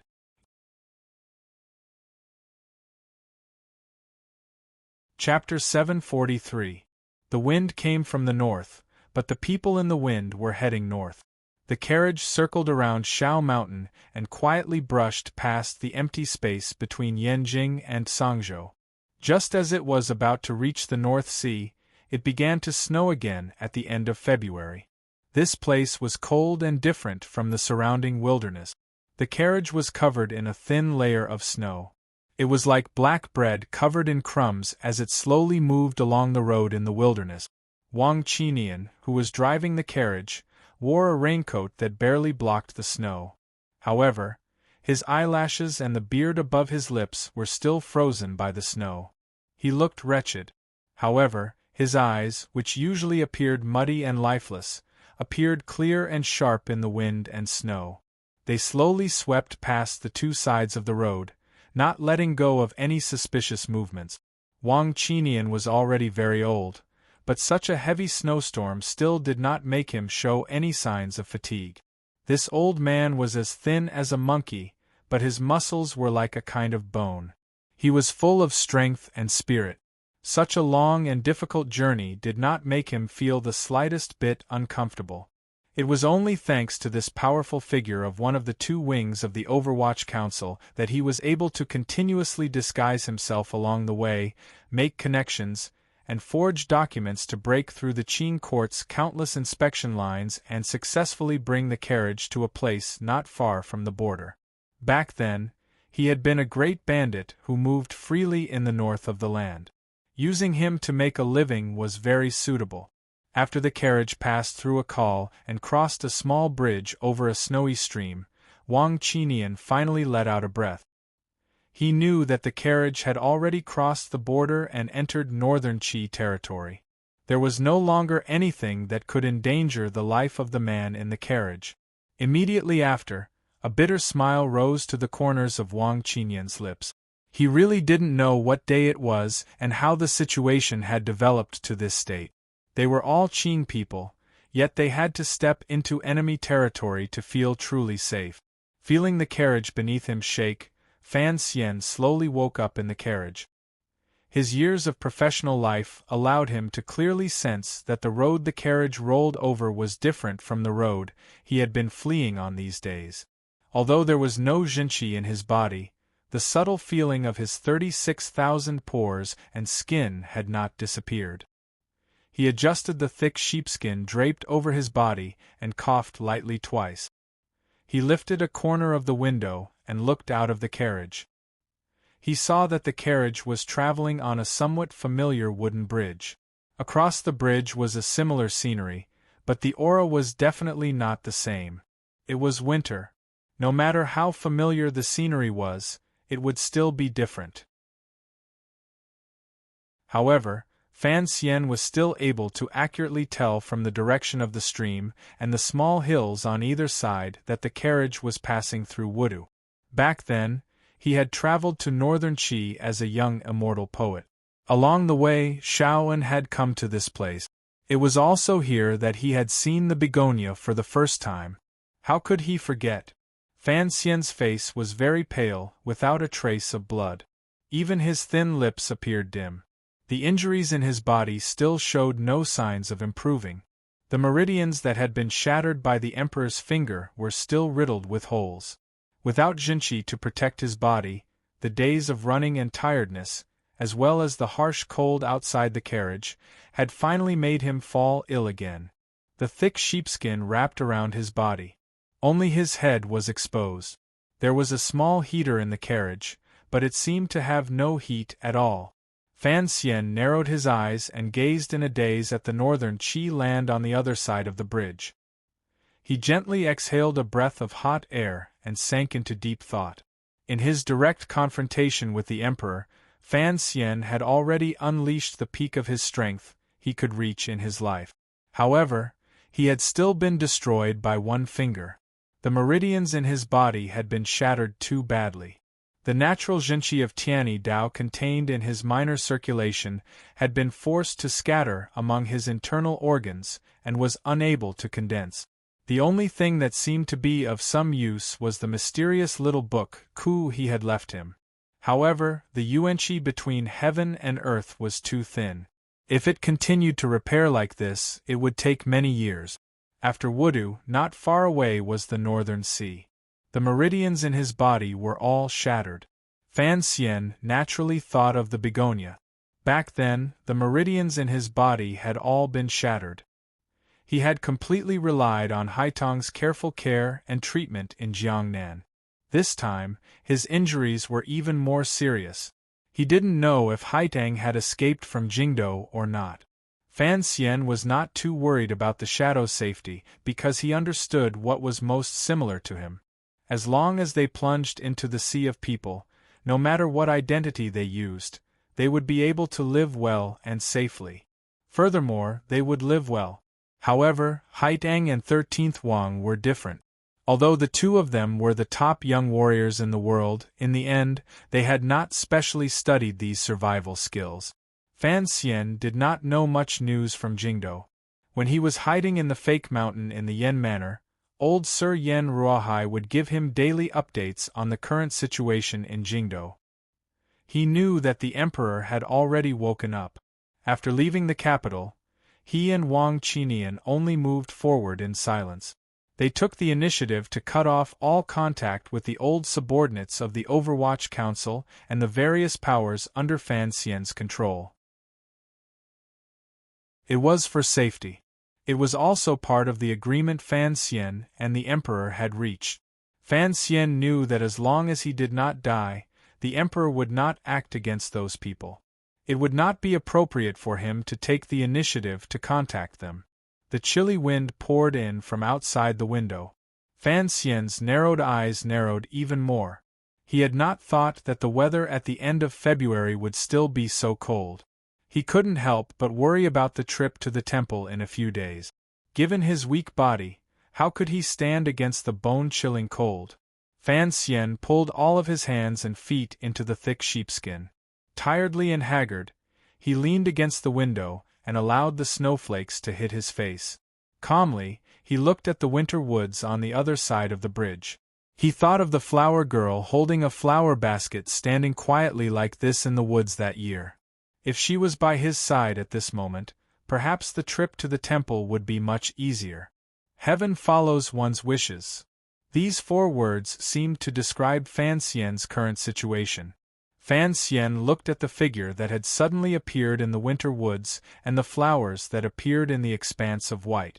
He couldn't help but wonder if his eyes were playing tricks on him. Time to take your medicine. The carriage passed the wooden bridge and came to a steady stop. Wang Qinian rubbed his hands together and crawled into the carriage. He scooped a bowl of medicinal soup that had been kept warm on the stove and brought it in front of Fan Xian. Earlier, he had heard Fan Xian cough and felt worried. Fan Xian extended his hand out from the sheepskin and pointed with a smile at the winter woods in the distance outside the window. The medicine is there. What surprised Fan Xian was that 13th Wang was also waiting for him at Wudu with Haitang. In contrast to when he tried to assassinate the emperor in front of Taiji Palace, 13th Wang's silent and determined figure flashed out from behind Haitang and calmly watched the approaching carriage. The curtain of the carriage lifted and snowflakes flew in. Fan Xian looked at these 2 sworn friends and forced the corners of his lips to twitch. It was as if he wanted to smile but couldn't. In the end, he only sighed and said, "I didn't think you would run faster than me. We left the capital later than you did." Haitang patted the ice off her thick jacket and sat by Fan Xian's side. Perhaps she was thinking of their encounter in Jingdo last month. The smile of reunion on the girl's face gradually faded. Calmly, she said, "I heard that later, because you escaped Jingdo first, the Qin court's search weakened. Only then did we have a chance." Fan Xian nodded. He coughed and then said, "As long as you're alive, it's good. There's no need for words of thanks between us. The Jingdo incident originally had something to do with your 2 strange teachers. If there is to be thanks, in the end, you should be thanking me." Haitang sighed and looked at his pale face in a daze. Shaking her head with a smile, she said, "I had thought that after this battle, you would mature a bit.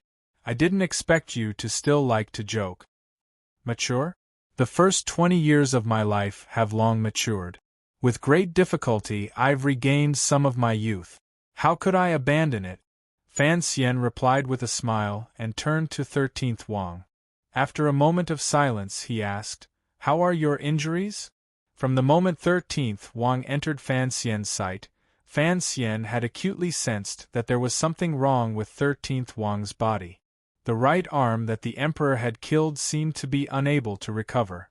For a swordsman who was sincere and devoted to the sword, to have his hand half crippled was, without question, a fatal blow. However, 13th Wang's expression did not change at all. In a quiet voice, he replied, "Your old man's Zhenqi is too tyrannical. The meridians and muscles in my right arm have all been twisted to mush. There is no way to heal it. I tried on the road, but the effect was only so. Haiteng Duo glanced at 13th Wang worriedly. Along the way, the two great grandmasters' favorite disciples had broken through together and were already familiar with each other. Fan Xian coughed and calmly said, "Let me take a look." After saying this, two of his fingers were already on 13th Wang's pulse. Immediately after, one of his hands moved up like a dragon's claw. He carefully squeezed 13th Wang's weak right arm. The expression on his face grew heavier and heavier. 13th Wang was silent for a moment and then said, "I've been injured many times in my life. It's not a big deal." Fan Xian shook his head and said, "Buy some top-quality gold needles in Shangjing. Let me try." Following this, he turned around and used his fist to cover his mouth. After coughing forcefully, he panted and said, "At this point, what is there to hide between us? Teach him the method of Tianyi Dao." Haiteng was silent for a moment and then nodded her head. The Zhenqi of Tianyi Dao had a strange effect on repairing meridians. Although it was a secret of Qing Mountain that was not passed on, Haiteng had secretly taught it to Fan Xian. Using it to save 13th Wang's swordsmanship was doable. 13th Wang abruptly raised his head. He heard some good information from Fan Xian's words. Even though he was a brave man who cared little for external things, he couldn't help but furrow his brows. "Can this injury be cured?" "Not necessarily, but we still have to try." Fan Xian closed his eyes tiredly. "At least eating shouldn't be a problem. However, if you want to return to your original realm, I'm afraid it won't be possible. I advise you to start training your left hand again right now. Your left hand is good. Back in the day, there was someone called Jing Wuming who was famous for his left hand. Of course, he hid his right hand even deeper. If you can train both hands, that would be impressive." There was a moment of silence in the carriage. 13th Wang suddenly smiled calmly and said, "Then, I'll train my left hand first. Later, when I have time, I'll train my right hand." Haiteng Duo looked calmly at Fan Xian, who had his eyes closed and face pale. Countless strange emotions rose in her heart. These years, she and Fan Xian had not seen much and parted often. However, the two of them never needed many words to know each other's intentions. At this moment, Haiteng Duo suddenly realized that she could not see through Fan Xian. During the battle in the royal palace in Jingdo, Haiteng Duo had clearly and shockingly discovered that Fan Xian had already faintly surpassed the upper 9th-level realm that people knew of. He firmly suppressed her and 13th Wang.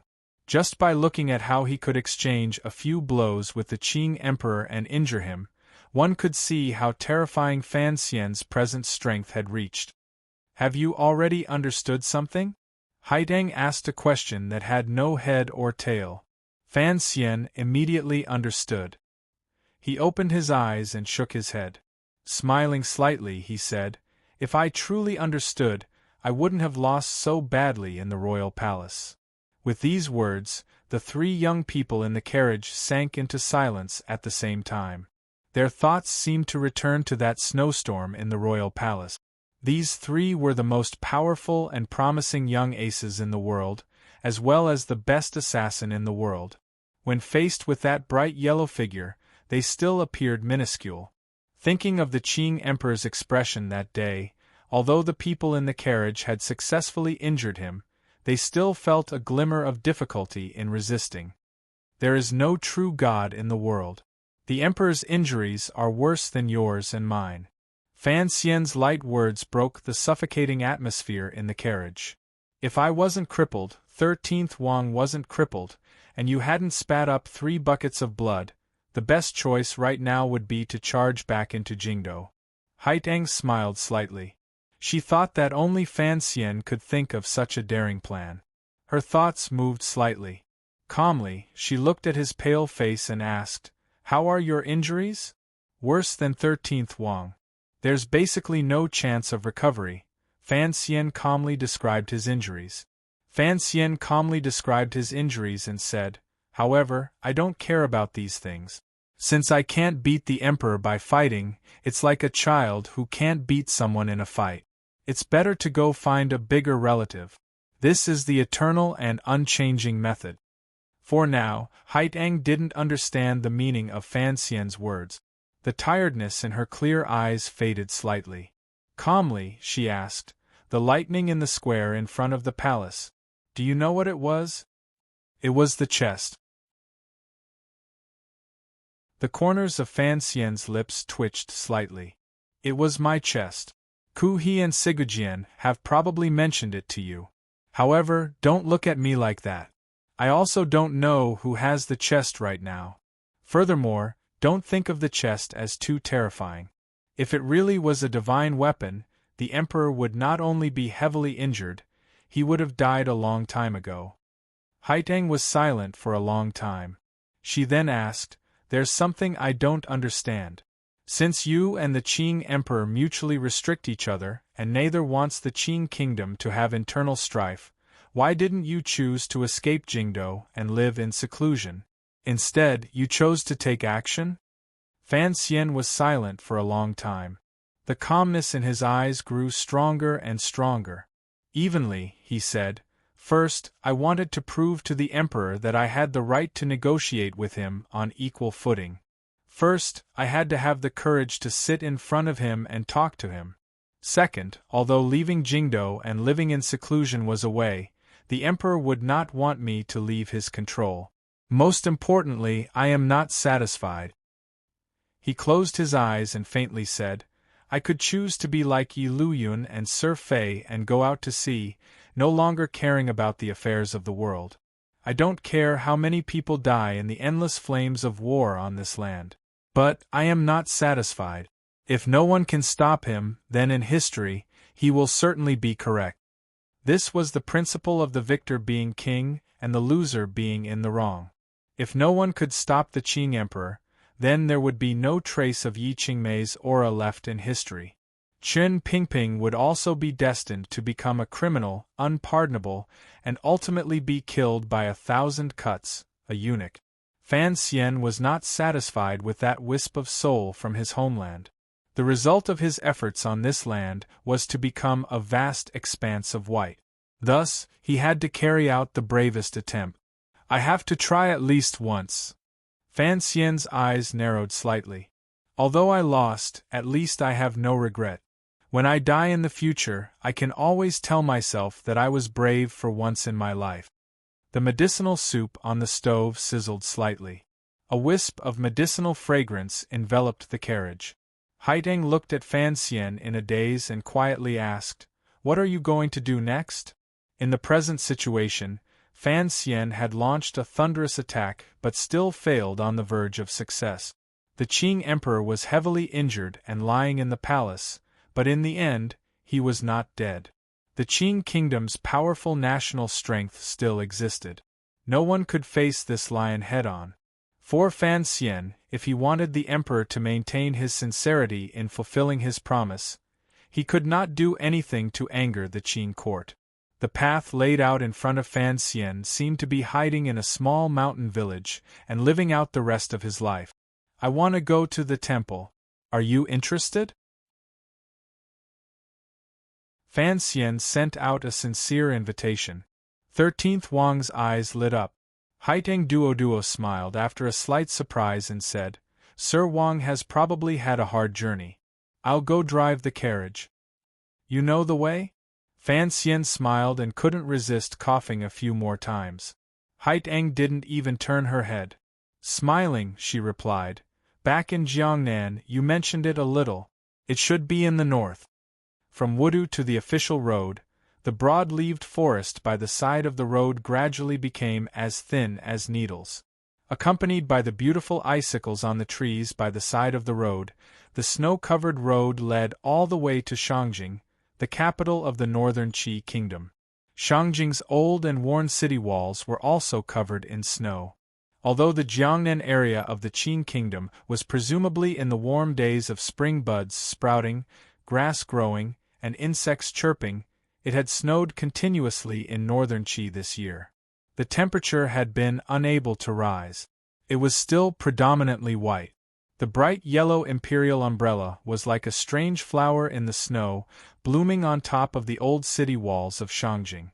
Light snow fell on the top of the umbrella without making a sound. The northern Qi emperor and his favorite imperial concubine Li wore luxurious fur coats and stood under an umbrella in front of countless eunuchs, serving girls, and officials of the northern Qi court. They quietly watched the road in front of Shangjing.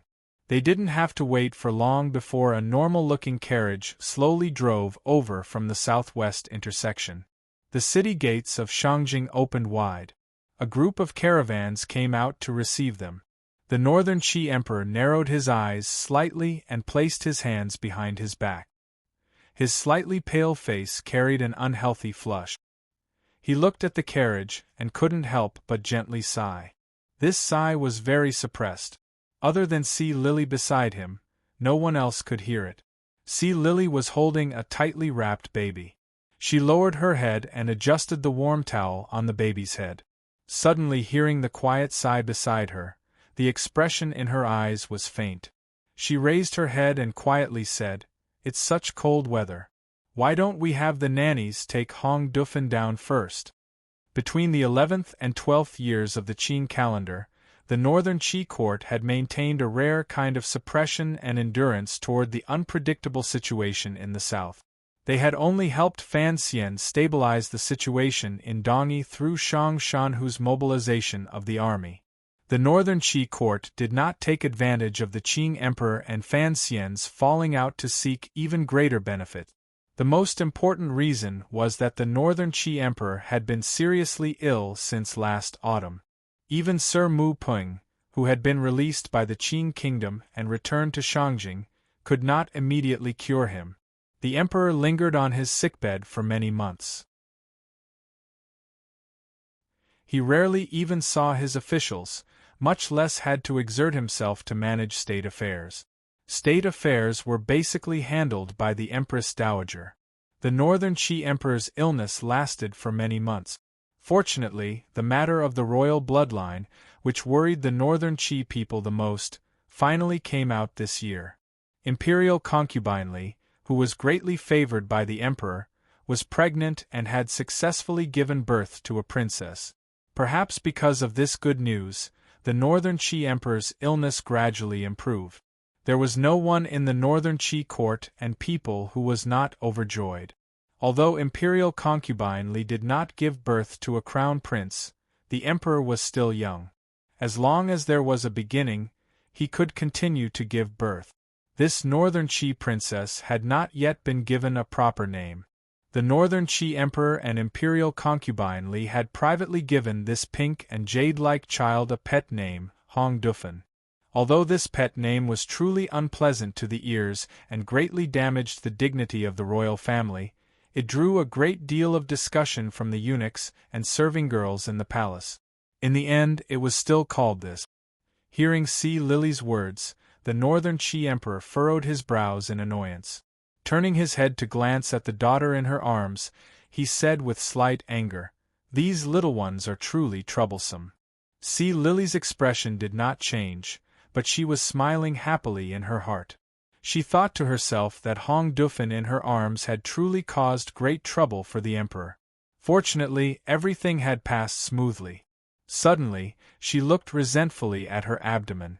Her figure appeared bloated. She had played the role of a pregnant woman. However, in the end, there was no seed in her stomach. She knew very well why the emperor had braved the cold to carry the princess to the city walls to see this carriage. After the carriage entered northern Qi territory, it had made contact with the northern Qi court. The northern Qi emperor and she both knew where the carriage would go next. Furthermore, no one thought they would be able to return. The emperor probably only wanted the man from the south to be able to see this child with his own eyes before he left. On the road not far from the city walls of Shangjing, it was a different scene. The lonely carriage met with the group of merchants coming out of Shangjing. Fan Xian, wrapped in thick fur clothing, walked out of the carriage for a rare moment. He stared in a daze at the young man in front of him. A myriad of emotions rose in his heart. For a moment, the rims of his eyes became slightly wet, but he couldn't say anything. From the spring of the 4th year of the Qing calendar to now, 8 years had passed in a flash. The fantasia in front of him had changed from the pockmarked and irritating child of the past to the mature and steady young man with the air of a great merchant. At this moment, Fan Xian suddenly had the illusion that he was already old. He walked forward and tightly hugged his brother. He didn't say too much. The two of them had not spent much time together, but Fan Xian had never stopped reminding and teaching him. Their letters had also never stopped. He knew how hard it was for his brother to fight alone in northern Qi. As the saying goes, jade cannot be made into anything without being cut. He had to bear it and endure it. Brother! Fan Xian looked at his brother, whom he had not seen in a long time, and thought of the things that had happened in Jingdo in the south. He then thought of how his brother was about to step onto a path of no return. Involuntarily, sorrow rose from his heart. Crying out loud, he said, "Father and mother are both in Danzhou. Grandmother's health is not good. If you go like this, what will we do?" That damn child! Fan Xian's heart warmed slightly, but he coughed and scolded with a smile. "You speak as if I am going to die. Father will take care of things in Danzhou. If you have time, you can go back and take a look. Show filial piety on my behalf." Speaking to this point, he sighed and didn't say anything more. Fan Xian actually knew that given the present situation, it was impossible for his brother to return to Danzhou. The emperor would not allow him to live. "Have you prepared the things I've asked you to prepare these years?" Fan Xian didn't want his brother to sink into such sorrowful emotions when they met. He forcefully changed the topic and said seriously, "This trip will be dangerous. I don't know what I will face. The things I asked you to prepare are for me to protect my life. You can't be an unscrupulous merchant." This joke was not funny, so Fan Xian couldn't laugh. He made a humming sound of agreement. Those things were all in the merchant group. The group would follow Fan Xian all the way out of the northern gate, so there was no need to take them out. The two brothers left the group of carriages and talked carefully for a while. It was about Danzhou, Jingdo, their parents, grandmother, Roro, sister-in-law, and nephew. Just as they were about to part, the two brothers returned to the side of the carriages. Fan Xian thought of something and furrowed his brows slightly. He personally carried out a heavy urn from a carriage and brought it to Fan Xian. Confused, he asked, "This was sent by the great prince from Dongyi. He said it was something you repeatedly told me not to forget. What exactly is it? It's so heavy. I didn't dare to open it to see." Fan Xian's expression suddenly became serious. Shortly after, he smiled slightly. He knew that given his physical strength, he probably wouldn't be able to carry such a heavy urn. Waving his hand toward the carriage, he said to 13th Wang, who had come down, "Come, since your right arm has some strength, quickly carry your teacher.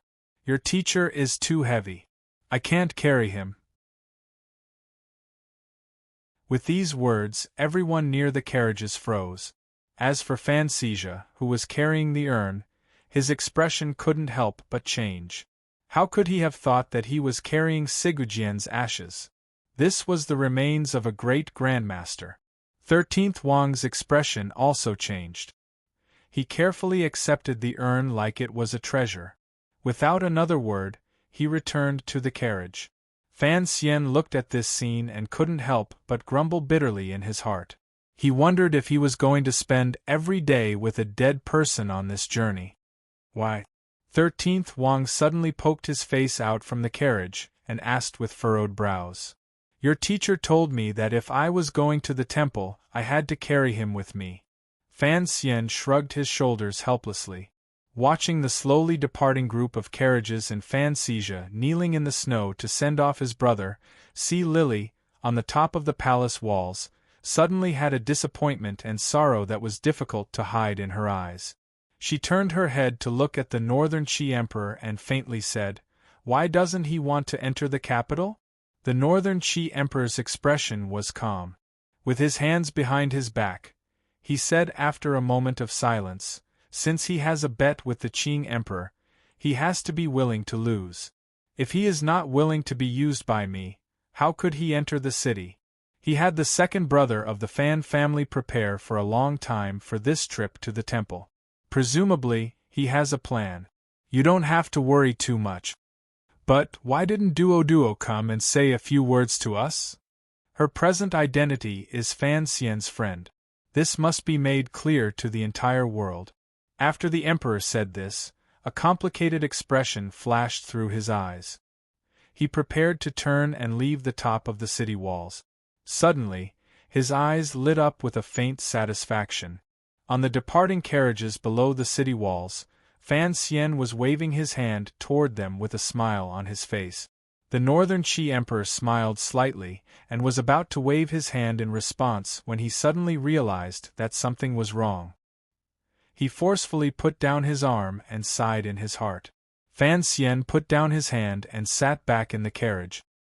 He looked at 13th Wang, who was holding Sigujian's ashes without letting go for a moment, and Haitang, who was leaning against the window and looking at the scenery of her old country. In his heart, he said to himself, "Women, brothers, goodbye." Usually, goodbye meant that they would never meet again. However, Fan Xian did not think so. Everyone in the world who knew of his plan all thought he was a madman and thought it was impossible for him to come out of the temple alive. However, he did not believe this. If Yi Qingmei could do it, so could he.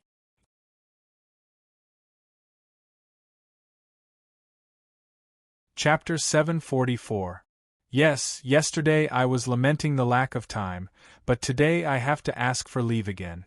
Tonight my best brother will show off his certificate to everyone, and no one will be able to escape. Up until now, I have only written about 1,000 words, so I can only apologetically ask for leave. It's still the same old saying, I still underestimate the time of the new year. Drunk, looking forward to the end of the New Year's Eve, almost a full 20 months of suffering seems to have become a wishful thinking. But this is also good, I can smash that railing and no longer set a limit for myself. I think it will be much easier. Last night, the brother of a friend sent a text message, saying, I received it too quickly, there are ellipses at the end, I can feel something. I also think a lot, I really feel that my mentality is too rushed, I am always worried about the quality of the next few chapters. We have already endured for almost 2 years, even if we continue to endure until we become old women, right? As long as the taste of the soup is good.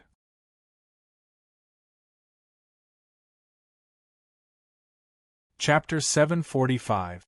The wind and snow sent spring back. The spring on this land was still accumulating strength in the south. The wind and snow in the north had long strangled all of the spring in its cradle. In the north of the land, 360 days a year, wind, knives, frost, and swords pressed against each other. There was probably no spring to speak of. The wind and snow that filled the sky turned into bone-deep knives and swords. One knife to the left, one sword to the right, chopped down. The black mountain rocks that rarely showed the surface of the snow appeared deathly still because of the cold and merciless carvings of heaven and earth. This was a land of ice and snow. It was also a land of death. However, there was a row of black dots walking on the snowy plains that had been lonely for 100 years. They moved forward silently and resolutely. Occasionally, A number of dog barks pierced through the wind and snow and traveled into the distance, bringing a sense of liveliness. There were only 3 people in this group, but there were more than 60 snow dogs pulling the long sledges carrying food and equipment as they moved endlessly toward the north. It was said that these snow dogs that roamed the extreme north were the descendants of snow wolves. Only northern man people who could endure the bitter cold could tame them and make them good helpers for humans. However, the land had become colder and colder these years. Once they left the north gate, the temperature plummeted. The northern man who usually fought bare-chested in the snow, had long moved south to the grasslands in the west at all costs. The snowy plains had returned to peace. Who were these snow dogs? Wrapped in thick fur, even their heads and faces were covered in a warm fox fur coat. They wore leather boots on their feet and thick gloves on their hands. Their entire bodies were wrapped up like dumplings. Fan Xian exhaled and found that not long after the hot air left his lips, it seemed to have been frozen into snowflakes by the severe cold between heaven and earth. His face was slightly pale. Although he had secretly prepared for a number of years after he learned of the whereabouts of the temple in the 5th year of the Qin calendar, only when he truly stepped onto the snowy plains did he realize that the might of heaven and earth could not be truly endured just by being mentally prepared. It had been a number of days since they had left northern Qi's Shangjing. It had been 7 or 8 days since they had passed through the northern gate where there were not many soldiers stationed. Thinking of the soldiers on the snowy city watching them and their dogs walk into the snowy plains as if they were dead, the glimmer of a bitter smile rose to the corners of Fan Xian's lips. It looked like no one thought highly of them. He brought his finger to his lips and whistled. The ears of the 60-odd snow hounds around him perked up. They shook their heads energetically and shook off the ice and snow on their bodies. Deep Hair stood on all fours in the cold snow as if he was not afraid of the cold at all. He stuck out his long red tongue and waited for his master's next order. The wind and snow seemed to have lessened slightly. 2 people walked out of the 2 simple snow carts in front and behind Fan Xian. Haitang and 13th Wang were also wrapped like dumplings.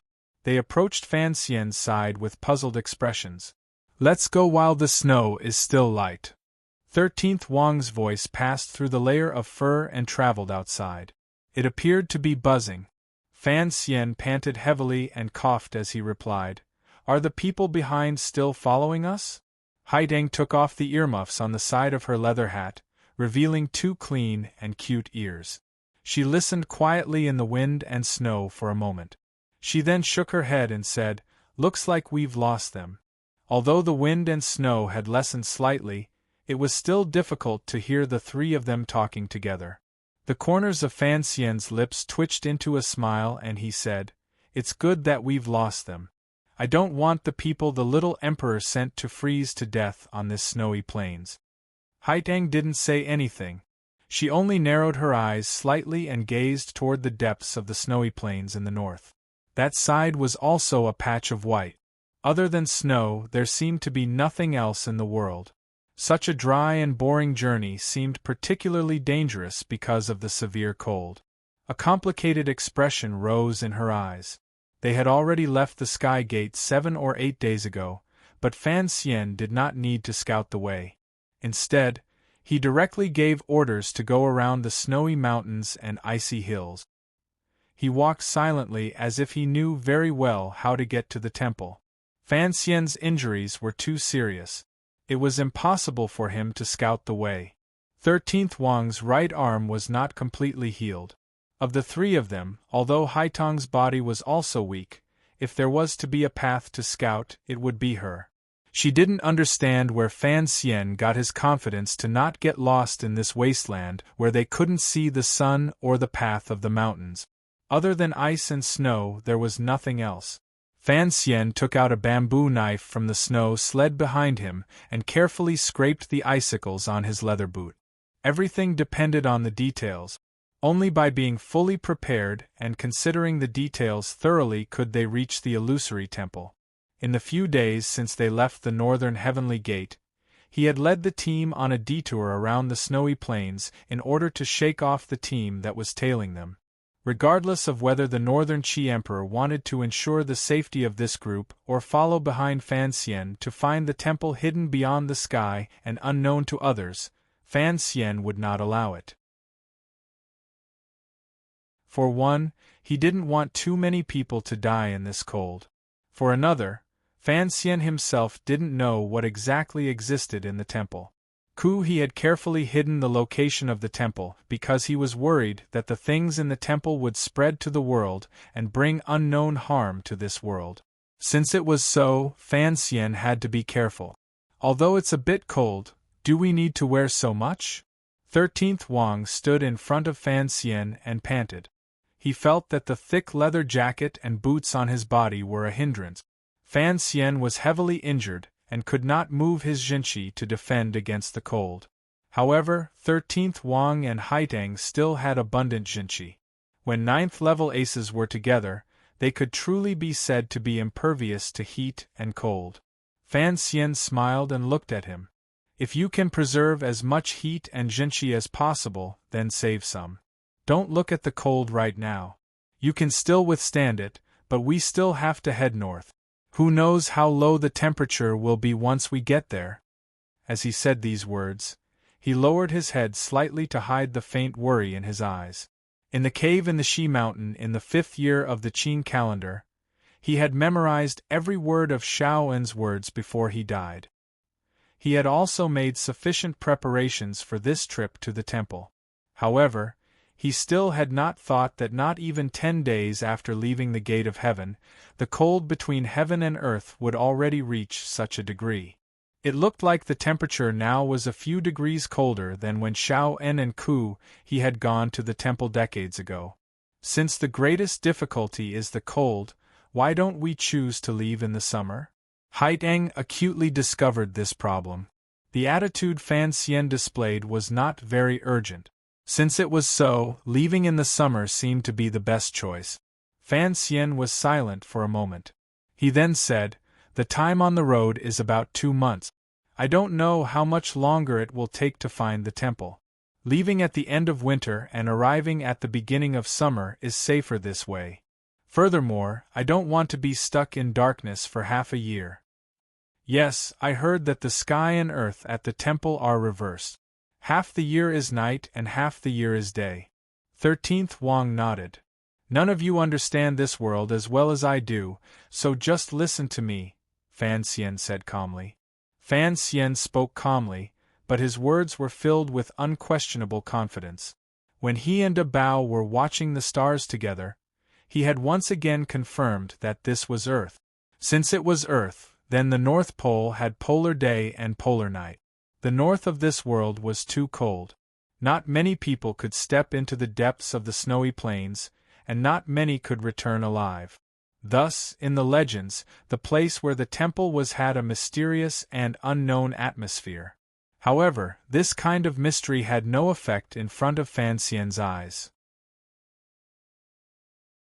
Fan Xian took out 3 strange things from the cloth bag at his side and handed 2 to Haitang and 13th Wang. From now on, there will probably only be snow in our eyes. Overly monotonous colors will cause problems with our eyes. Regardless of whether you're used to it or not, you must wear these things. After speaking, Fan Xian put the thing on the bridge of his nose. It was a pair of glasses made of glass. The lenses had been painted black with some kind of paint, so they could still transmit light. Haitang narrowed her eyes slightly and looked at Fan Xian without speaking for a moment. She felt more and more that she could not see through him. She also didn't know what the thing in her hand was for. Was it good for the eyes? She didn't ask any more questions. Instead, she copied Fan Xian and put on the sunglasses that had appeared for the first time in this world. They had seen crystal glasses before, but they had never seen this kind of black. 13th Wang glanced at Haitang and hesitantly put them on as well. The 3 of them immediately became 3 young blind fortune-tellers. It looked rather comical. The 3 of them looked at each other for a moment and couldn't resist laughing. Let's hurry. In another 2 hours, we'll be setting up camp. Fan Xian took out the carefully protected pocket watch and looked at it. He then narrowed his eyes to look at the color of the sky in the wind and snow. As they headed north, it would probably be inaccurate to look at the time based on the color of the sky. He didn't know how many days this pocket watch could last in the bitter cold. A whining sound rang out. The 60 snow hounds, who had rested for a moment, perked up. Barking, they happily rushed toward the depths of the snowy plains. The silver-white fur on their bodies flowed with a wondrous movement. Fan Xian half leaned against the leather suitcase on the sleigh and narrowed his eyes slightly. He felt the ice and snow on his eyelashes coldly touch his thin skin. He couldn't help but twitch his nose. He tightened the loose buckles on his collar and cuffs, not wanting a single speck of snow to seep into his body. From the 5th year of the Qin calendar, he had learned the location and route to the temple. Fan Xian had hidden this secret in his heart for more than 6 years.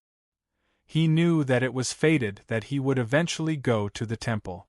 However, he had not thought that it would be because he had to find Uncle Wu Zhu and because of the rupture between him and the emperor. The journey of exploration. Once there was such a direct goal, it seemed to lose a lot of beautiful feelings. The sleigh slid quickly across the flat snowy plains. The sound of the snow hounds' urgent breathing and the rustling sound of the wind and snow came from all directions. Accompanied by such sounds, Fan Xian seemed to be about to fall asleep. It was impossible for him to fall asleep. He was carefully listening to the breathing of the snow hounds to determine their state of exhaustion. During these 6 years, his younger brother, Fan Xizha, had followed his orders and prepared everything he needed to overcome the harsh cold, including food, kindling, and special tents in the snow. These snow hounds, which had been raised at the northern gate for 3 years, were Fan Xian's greatest reliance on this trip to the temple. From these aspects, it could be seen that Fan Xian was a meticulous person. He never fought a battle unprepared. In the eyes of the common people, going to the temple was as difficult as climbing to the heavens. In his opinion, as long as one was fully prepared, the temple was nothing more than a distant tourist attraction. The only thing that made him wary was the cold. The cold now was even colder than when Xiao En and Ku He had been. Back then, the Wei Kingdom had sent out an expedition of hundreds of people. In the end, Xiao En and Ku He had to eat human flesh to last until the temple appeared. Now, there were only 3 people in their group. Would they be able to make it there? Fan Xian closed his eyes, but he was not worried that he would freeze. The meridians in his body were indeed pretty much crippled. He was unable to mobilize Jinqi to protect his body. Strangely, the moment he entered this desolate and strangely cold snowy plains, he acutely sensed that the yuanqi in the wind and snow seemed to be much thicker than anywhere else in the south. This sensitivity was due to the little booklet Master Ku He had given him before he died. Without that booklet, Fan Xian would probably not have sensed any change in the world. Why was it that the further north one went, the thicker the yuanqi became? This was a phenomenon that Fan Xian could not understand no matter how he thought about it. In the end, it was a good thing. He half lay on the sleigh and slowly absorbed the yuanqi ripples between heaven and earth. If the yuanqi in the north was thicker, perhaps he would only need 2 or 3 years for the meridians in his body to be as good as new. The sleigh bounced slightly on the ice and snow. Fan Xian awoke from his empty state. Narrowing his eyes slightly, he calmly observed the wind and snow in front of him through his sunglasses. Suddenly, he understood something. Back then, the Wei Kingdom dominated the world. The emperor, who had nothing else to ask for, had sent envoys to the temple to seek the path of immortality. All of this was because of Ku He's suggestion. Xiao En controlled the tiki and vaguely knew the general direction of the temple. Among the mortals in the world, who dared to risk their lives to go forward and investigate. If Ku He had not pushed for this matter, and tempted the Wei Emperor with immortality, the trip to the temple decades ago would probably not have happened. Why did he have such great interest in the temple to the point that he wanted to go at all costs? Was it simply because he was an ascetic monk of Tianyi Dao and served the temple his entire life? No, he was a follower of the secular world. Just looking at how he had instantly reached an agreement with his imprisoned mother, Yi Qingmei, outside the temple, it was clear that Master he did not have much respect for the temple. Fan Xian's eyes narrowed even more under his sunglasses. He didn't know when he had obtained the little book in Master He's hands. Had he already sensed at that time that there was a problem with the Yuanqi in the north, and wanted to go to the temple to take a look at the source of all these fluctuations and the truth? The wind and snow grew stronger, and the temperature dropped. The white sheep and snow foxes that could occasionally be seen had run off somewhere to hide from the bitter cold. On the desolate snowy plains, there was only this group of snow hounds pulling forward with difficulty in the wind and snow. 2 suppressed coughs came from Fan Xian's sleigh. This kind of low temperature was not something a normal person could withstand. His injuries had not healed, so it was indeed difficult for him to endure. 13th Wang, on the sleigh in front, didn't seem to hear Fan Xian's cough. Instead, he looked forward cautiously. Suddenly, his body turned into a streak of sword light. Wearing a swollen leather jacket, he broke through the air and killed his way to the very front of the snow hound group. Viciously, he stabbed into a slightly raised patch of ice and snow. The snow hounds panicked and only calmed down a moment later. A few bold and curious snow hounds circled over and stood by 13th Wang's side with their heads lowered to sniff. They then let out a few sharp cries. The cries were very cheerful. 13th Wang held the sword in his left hand and put it back into the sheath. He looked in a daze at the pure white bear the snow hounds had dug out of the snow. This was the mission Fan Xian had given him. Along the way, he was to catch some game in case he needed it in the future. The snow hounds were very obedient. After dragging the white bear out of the snow, they didn't do anything else. Instead, they just licked their bloody mouths happily. This was because they knew that their masters would definitely leave most of the meat for them to eat. We can roast bear paws tonight.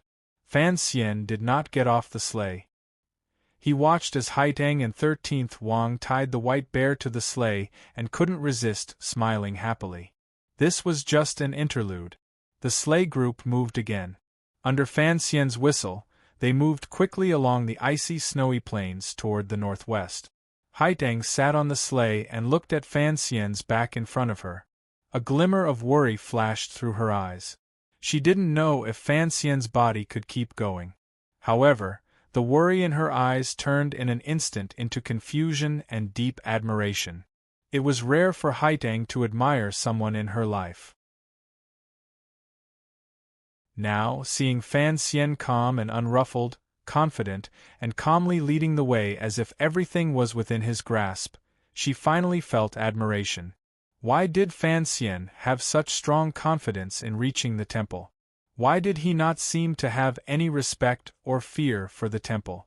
Was it truly as her teacher had said, that Lady Yi was truly a fairy who had escaped from the temple? So, Fan Xian going to the temple was just to go home? Not many people knew what the temple was. Fan Xian half closed his eyes and huddled in one spot, conserving his strength. Faint waves were also rising in his heart. He knew that his mother had once gone to the temple to steal something.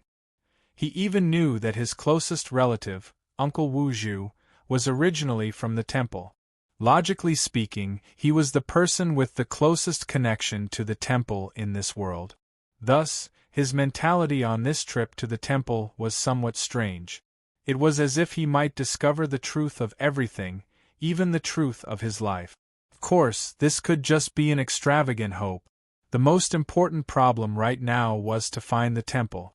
Back then, He and Xiao An were the most powerful people on this land. Furthermore, their age and strength were at their peak. Yet, they still had a hard time finding it. Compared to them, Fan Xian had no advantage. Where exactly did his confidence come from? Knowledge was power. Fan Xian had more knowledge from his previous life than other people in this world. So many mysteries were actually just natural phenomena in his eyes. It was precisely because of this knowledge and the road map he had learned from Xiao En that he was not worried he would get lost.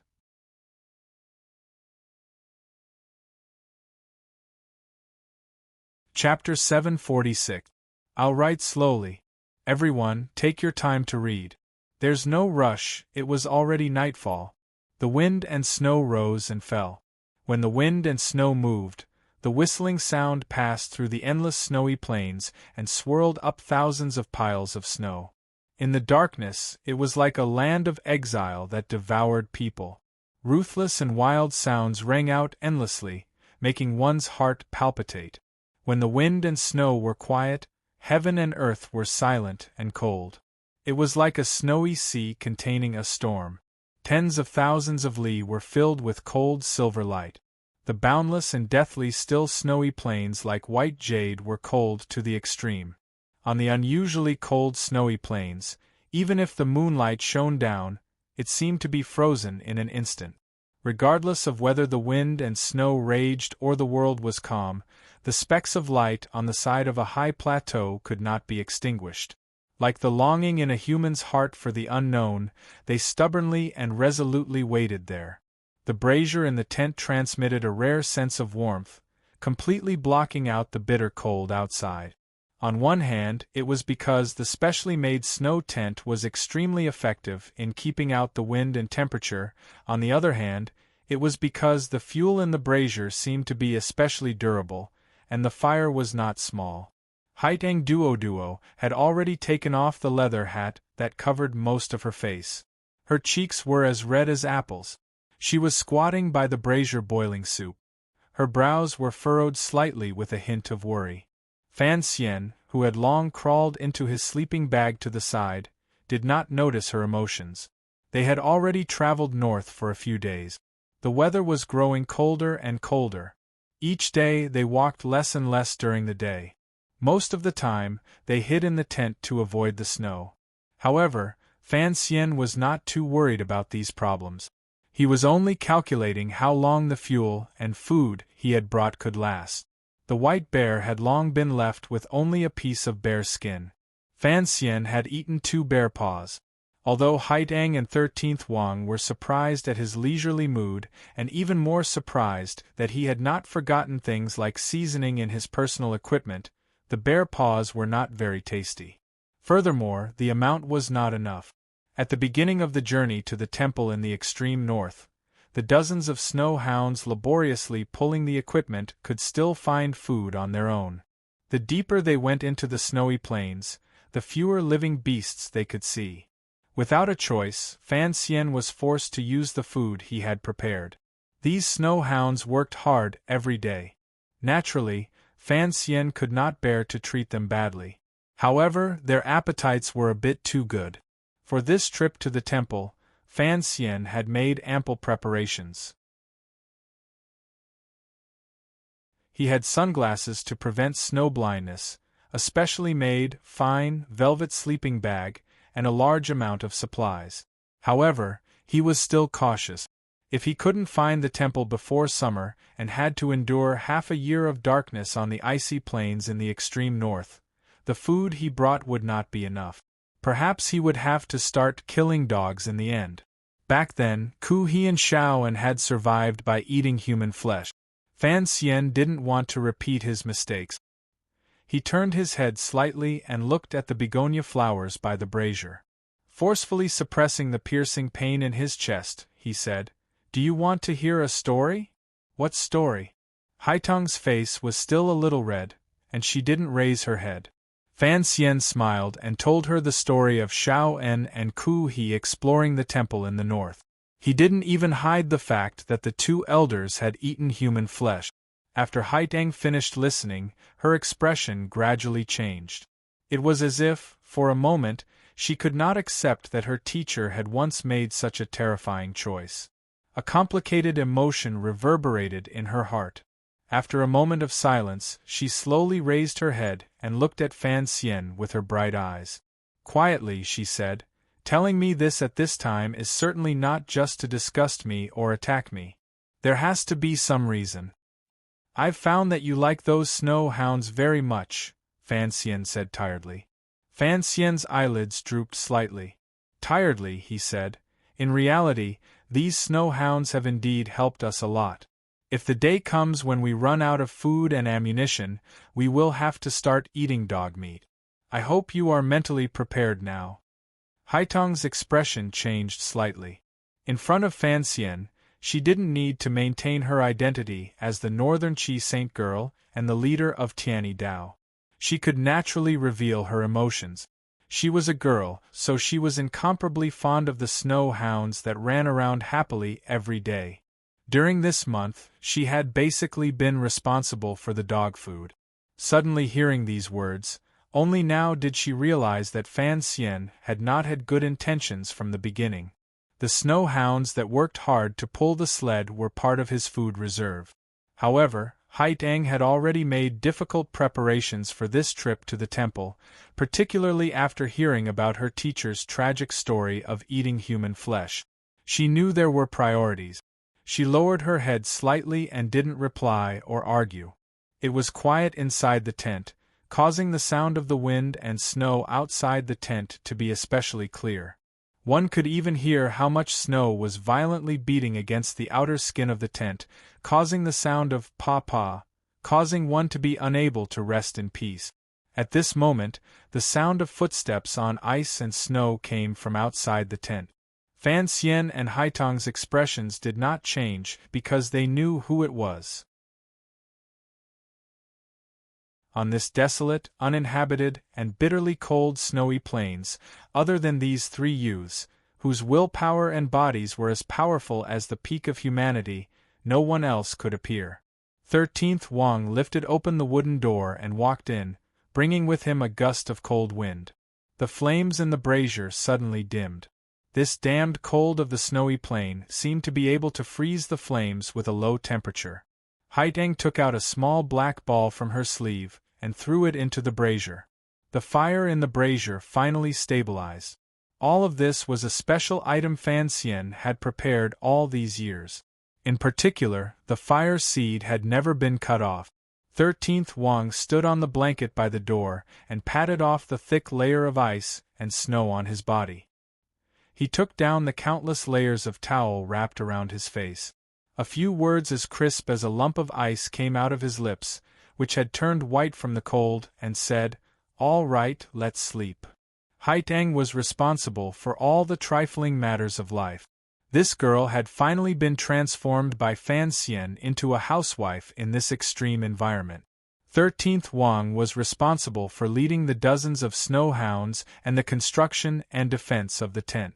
What he meant by "all right" was that the snow shelter specially built for the snow hounds outside had been taken care of. In terms of hard work, 13th Wang's work was even harder. Fan Xian narrowed his eyes and said to him, "From tomorrow onwards, you will be responsible for feeding the dogs." 13th Wang nodded and sat by the brazier. Accepting the bowl of hot soup Haitang handed him, he slowly drank it. Each mouthful was carefully drunk. The sword at his waist dragged on the ground, giving off the faint smell of blood. To recover, you will indeed need to practice endlessly. However, this place is too cold. Don't push yourself too hard. A glimmer of worry flashed through Fan Xian's eyes. These days, 13th Wang had practiced his sword with unusual valiance in the wind and snow, using his own potential to resist the might of heaven and earth. This kind of hard practice truly moved Fan Xian and Haitang. They knew 13th Wang had a sense of urgency and wanted to quickly recover his arm or train to be left-handed. However, Fan Xian was always worried about his body.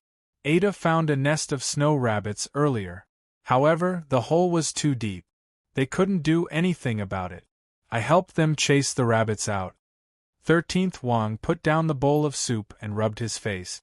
Shaking his head, he said, "I also moved my muscles and bones. If it continues to freeze like this, I'm afraid I'll freeze into an ice cube." "Looks like we can improve our meals tomorrow," Fan Xian said with a smile as he covered his mouth and coughed. He found that 13th's relationship with these snow dogs was growing better and better. He was afraid that there would be one more person he needed to convince in the future. He suddenly noticed that Haitang was acting strangely. She spoke particularly little today. Furthermore, her face was always red. There was always worry between her brows. He couldn't resist asking in a quiet voice, "What are you thinking about that's so engrossed?"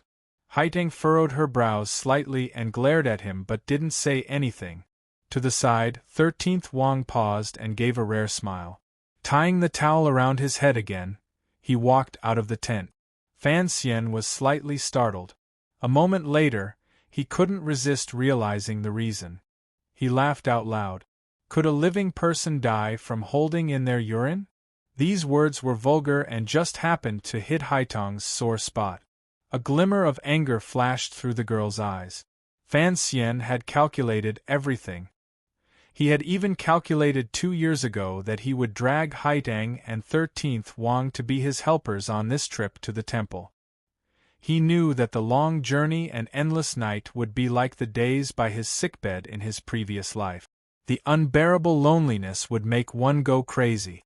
Back then, Ku He and Sir Shao En were able to endure until the temple appeared under the morning sun, not because they dared to eat human flesh. Rather, it was because they could become each other's companions. In a dangerous and unknown journey, companions were always the most important factor. However, Fan Xian had still missed out on some details of life. He and 13th Wang didn't care. Any jar would be enough to relieve themselves. He had never thought of adding to the burden and preparing an extra tent on the snowy plains as a toilet with unusual luxury. Although it had been cold a few days ago, they could still withstand it. The temperature had suddenly dropped. It was difficult to relieve oneself in the wilderness. 13th Wang walked out, leaving Haitang some private space. She narrowed her eyes slightly and looked at Fan Xian coldly. If it weren't for your medicine jar, there wouldn't be so many inconveniences. Fan Xian was silent and smiled. Of the 3 people on this trip, even his body was the weakest. If he hid in the wind and snow outside the tent, he would probably immediately be frozen into a cripple. Lightly smiling, he said, 13th Wang left alone. Naturally, he knows the relationship between you and me. There's no need to mind who we are, right? It was still a deep and cold night. Due to the lack of wood and other large materials, the fire in the brazier was unable to flourish. The wind and snow continued to howl furiously outside the tent.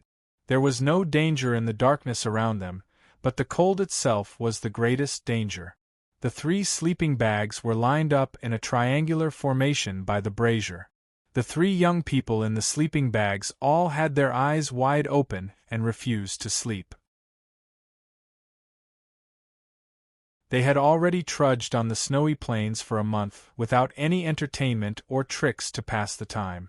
Other than traveling, it was all about sleeping. It was truly boring. The 3 of them had also slept their fill. If Fan Xian's body was not so weak, he would certainly regret bringing 13th Wang, the sun, with him. Otherwise, holding duo and saying words of love that he hadn't said in a long time, enjoying the pleasure of their mouths and hands, would be good. After dozens of sleepless nights, the 3 young people had basically finished talking about everything they needed to talk about. Even 13th Wang's bedwetting as a child had been viciously dug out by Fan Xian. Thus, the 3 of them could only keep their eyes open and listen to the whistling of the wind and snow outside the tent as if they were enjoying a musical event. After an indeterminable amount of silence, Fan Xian suddenly opened his mouth and said, "In such a windy, snowy, and bitterly cold place, when those people came here back then, most of them would have died. For the 3 of us to be able to withstand it is quite remarkable." Haitang, who was lying across from him, said softly, "Shizuan was the first to open the mountain and search for the temple. He couldn't compare to you in knowing the direction and the route. Naturally, it was more difficult. But the later generations are always better than the previous generations. You seem to know more than us. Don't envy me. Fan Xian closed his eyes and smiled happily. To be able to go to different places and experience different things in one's life is in itself a rare enjoyment. 13th Wang replied, that makes sense. Since that's the case, why don't the three of us write poems at night? In the future, the history books would say that on a snowy night, it would become a great poem. Wouldn't it be wonderful? Let me take the lead. As the saying goes, the north wind blows all night. There was nothing else. It was clear that Haitang and 13th Wang did not want to allow this person's corrosive aura to flare up. It was silent. Fan Xian coughed and smiled. You don't give us any face. We are all rough people. If you want us to write poems with you, it's you who doesn't give us face. Besides, this line was written by Feng Lotzi in Story of the Stone. I wrote Story of the Stone. Who dares to say that I didn't write this line? Fan Xian's shameless voice rang out in the tent. The other two used silence to express their disdain. Fan Xian smiled and opened his tired eyes in the dusky environment. As he coughed and panted, he said, "We've said everything. We understand each other enough. However, I've always been curious. What exactly do you want to do in this world?" "I want to become a great grandmaster and then, like my teacher, protect the people of Dongi."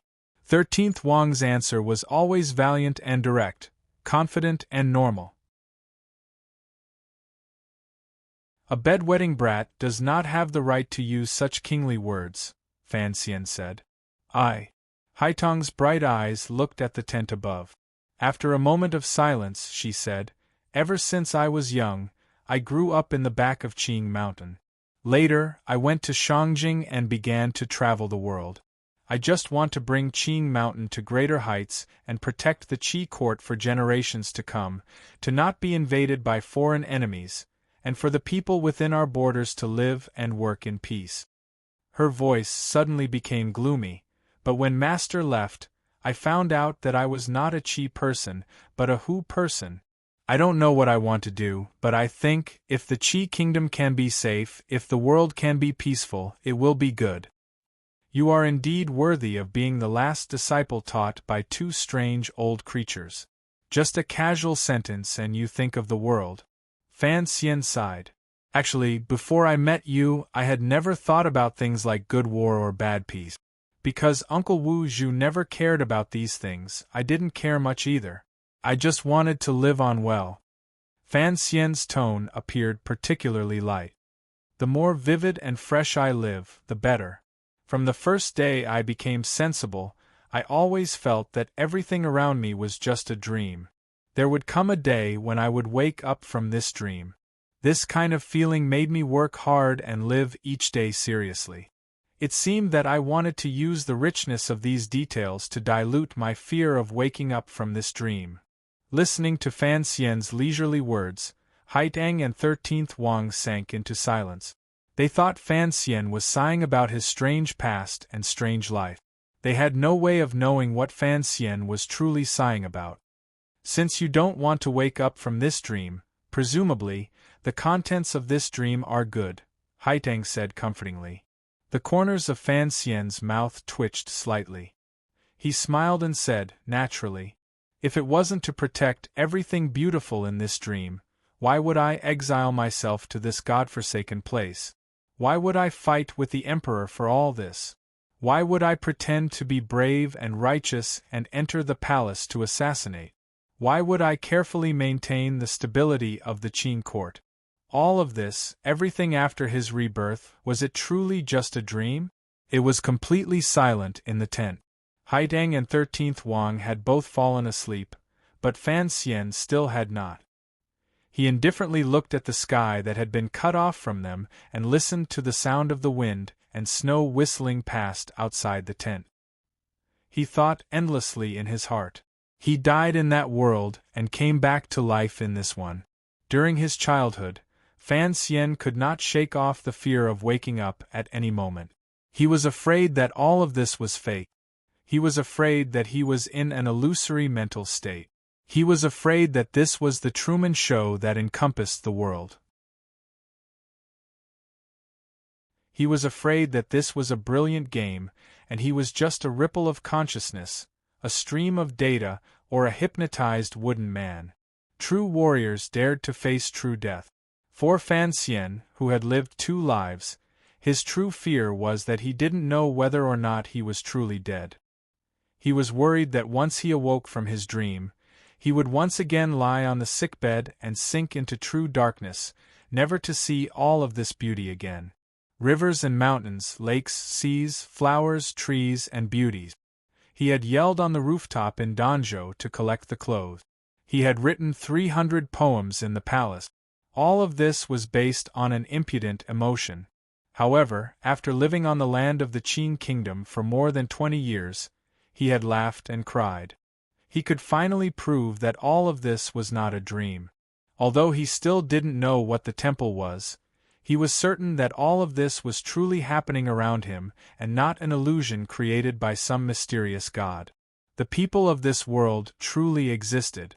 The emotions of the world truly existed, as well as human nature and sorrow and joy. There were always some things in the world that could not be faked. If there truly was a God who could perfectly control all of this, just like how God wanted light, Nuwa wanted to play with mud, or Pangu wanted to rest when he was tired, then what was the point in investigating all of this? The closer he got to the temple, the more Fan Xian could not shake off these questions. It was not until the night that he gradually understood.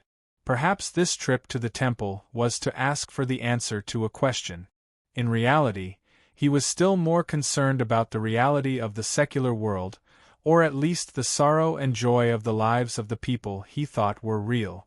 For things that could not be known, could not be investigated, could not be touched, and could not be observed, in reality, these things did not exist. This was something that had once been taught in physics class in that world. Fan Xian had always remembered it clearly. Tonight, he suddenly felt that he could put this definition in physics onto the word fate. No one could change fate, but he could choose not to accept his fate or ignore this fate. Fan Xian lived in this world. Whether he loved or hated the people and things in this world was certainly real. It was so real that it was etched into his bones. He firmly believed in this. After a night of restless sleep, the zhenqi in his body scattered. Although the yuanqi in the world made up for what he lacked as he breathed, the speed was still not fast enough. The cold invaded his body, and his mind was restless. Fan Xian finally fell ill. When the whistling of the wind and snow outside stopped and the white light from the snowy ground reflected into the tent, Fan Xian's face became very pale. 2 unhealthy red spots appeared under his eyes, and his forehead was boiling hot. The sickness he was most afraid of had arrived at the coldest moment. Fan Xian lay in Haitong's warm and gentle embrace and drank the medicine he had made. He forced himself to stay awake and said in a raspy voice, "The medicine jar has something to say." Haitong's brows were full of worry. She held him gently and shook him like she was coaxing a child. "We can't stop. Let's keep going. But the snow here is so heavy." Suddenly, the tent door was lifted open. 13th Wang stuck his head in. His face was full of joy.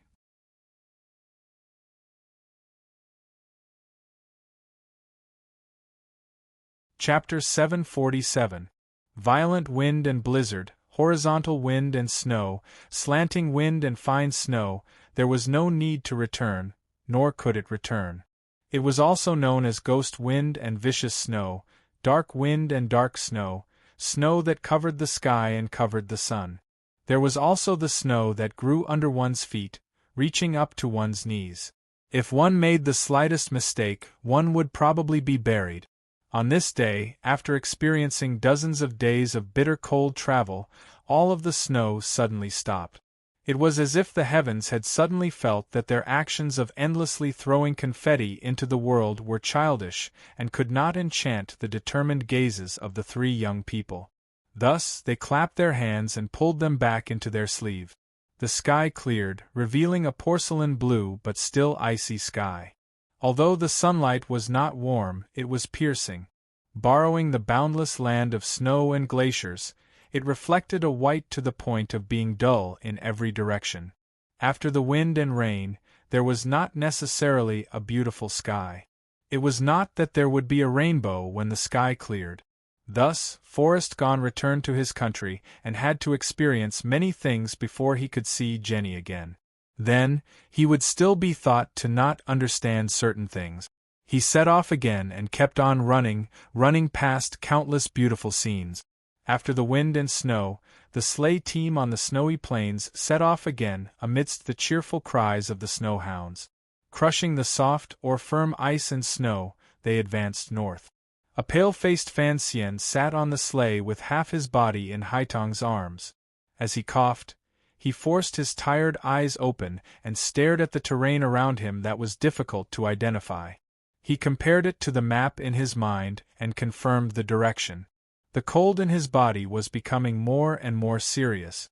Although he had not lost the medicine he carried with him, the harsh coldness between heaven and earth was, without question, a cruel torture for Fan Hsien, who was heavily injured and had lost all of his jinchi. Every night these days, Fan Hsien nestled in his sleeping bag and always felt that his entire body was wet and cold. He coughed so hard it was as if he was going to cough out his organs. There was a raspiness in the thunder. It was like a knife grinding endlessly against a rock. No one knew when it would break. Haitang and 13th Wang were both worried about his body. They had even thought of returning to the south. However, they were stopped by Fan Hsien with unusual determination and coldness. He knew that if he couldn't find the illusory temple in one go, he didn't know if he would be able to summon such courage again in his life. Furthermore, the meridians in his body were in chaos. The emperor was still recovering in the palace in the south.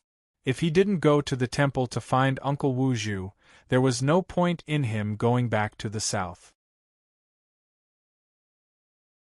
What gave Fan Hsien even more confidence was that, through the magic booklet Master Ku he had left behind, he could clearly sense that the further north he went, the thicker the yuan-qi became. As he continued to meditate, the sea of qi behind his back gradually showed signs of stabilizing and accumulating yuan-qi. It would be a pity to give up now. For the three of them, the biggest problem was time. This was a race between Fan Hsien's injuries and the distance to the temple. Fan Hsien felt that if he truly found the temple, the injuries in his body would be much better. Haitang and 13th Wang both knew that under Fan Hsien's gentle appearance was an incomparably stubborn and ruthless nature. Thus, they could only silently listen to his suggestion. However, these two friends were still very worried about his body, particularly when they heard waves of heart-wrenching coughs at night. Who could sleep well? In the quiet night, Haitang burrowed into Fan Hsien's sleeping bag and gently rubbed his chest for him, using her body temperature to warm up the bitter coldness. Their bodies pressed gently and intimately against each other, but there was not a trace of male and female thoughts. They just held each other tightly like two little pigs warming each other up. 13th Wang noticed this, but he did not show any expression or reaction. He only increased the speed of their journey north. Leading the group of snow dogs, they took advantage of the clear sky to rush forward with all their might. How much farther? Even though the snow had stopped, there was still wind. 13th Wang on the first sleigh shouted against the wind. His voice quickly rang through the entire snowy plains. Fan Hsien narrowed his eyes and looked at 13th Wang standing on the sleigh in front of him with his fur coat swaying in the wind. He couldn't resist smiling. He thought to himself that this kid was rather dashing. He was not afraid of the cold, and could still stand on the sleigh and ride the waves of snow at this time of year. Particularly with that pair of sunglasses, he looked like the boys who played extreme sports in the other world. Taking out a compass and map from his clothes, Fan Hsien coughed in Haitang's arms and carefully confirmed the position. The sleigh moved up and down endlessly on the snowy ground, making his observation a bit tiresome. After thinking for a long time, he tiredly said, "At most 15 more days." When Fan Xian unfurled the map, Haitang turned her face.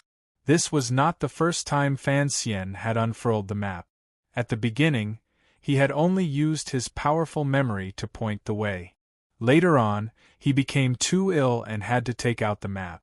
However, 13th Wang and Haitang would purposely avoid it. This was Fan Xian's request and the oath the three of them had made before they set foot on the journey to the temple. Fan Xian requested that Haitang and 13th Wang not reveal the location of the temple to anyone.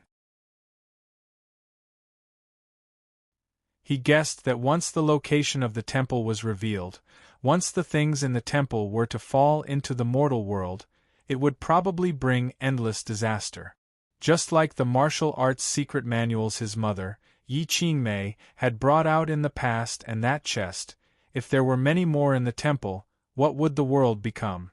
Fan Xian did not want the world to become a terrifying place filled with Tianqi aces and electromagnetic cannons firing everywhere. Any random fight between powerful warriors would cause the sky and earth to crash and chaos. How would the common people live? The journey was not lonely because they had companions. However, it was particularly difficult. This kind of difficulty could not be described with words. The difficulty was in the bitter cold, in the dryness, and in the endless snow-white color that seemed to never change. After an indeterminable number of days, the flat snowy plains and slightly arched snowy hills gradually became alive. The terrain began to become complicated. The sunlight grew dimmer and dimmer. The temperature dropped to an unbearable level for humans. Fortunately, the snowstorm still did not come down. On the other side of the northern horizon, a tall mountain suddenly rose. A tall snow-capped mountain. It was as if from the beginning of the world, this magnificent and mighty snowy mountain had stood there, coldly and calmly waiting for brave travelers to come and make offerings. The sleigh procession slowly came to a stop beside a relic of glaciers. Fan Xian narrowed his eyes and looked at the distant snowy mountain in front of him. He gazed at the strange mountain glowing with a cold white light under the blue sky. A glimmer of excitement grew uncontrollably in his chest. A glimmer of excitement that came from the depths of his heart quickly took over his entire body, making his fingers tremble slightly. In his dreams, he had seen this snowy mountain that was similar to Dong Mountain.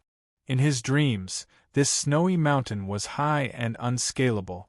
It was mysterious, powerful, and cold, just like the feeling the Emperor gave him.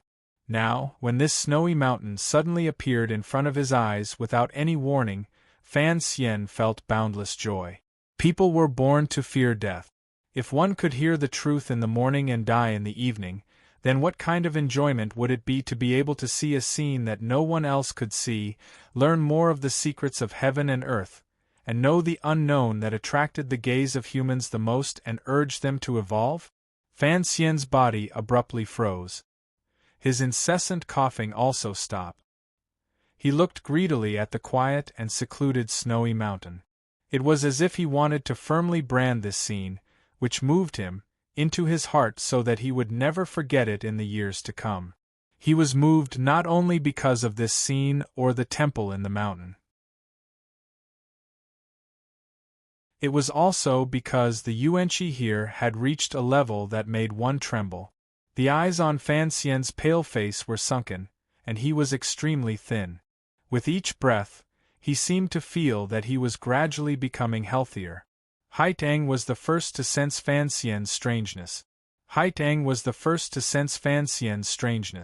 Her body was already exhausted. Her usually bright eyes had long been ground into exhaustion by the severe coldness between heaven and earth. At this moment, her eyes lit up again. Following Fan Xian's gaze toward the snowy mountain, she did not speak for a long time. After the sledges stopped, the snow hounds seemed to sense the different atmosphere and howled in a low voice. Of the 60-odd snow hounds, after experiencing such a difficult journey, only 17 remained. The long line of sledges had been abandoned along the way and had been reduced to 5. 13th Wang stood on the one at the very front. He didn't turn his head. He only stared in a daze at the mountain.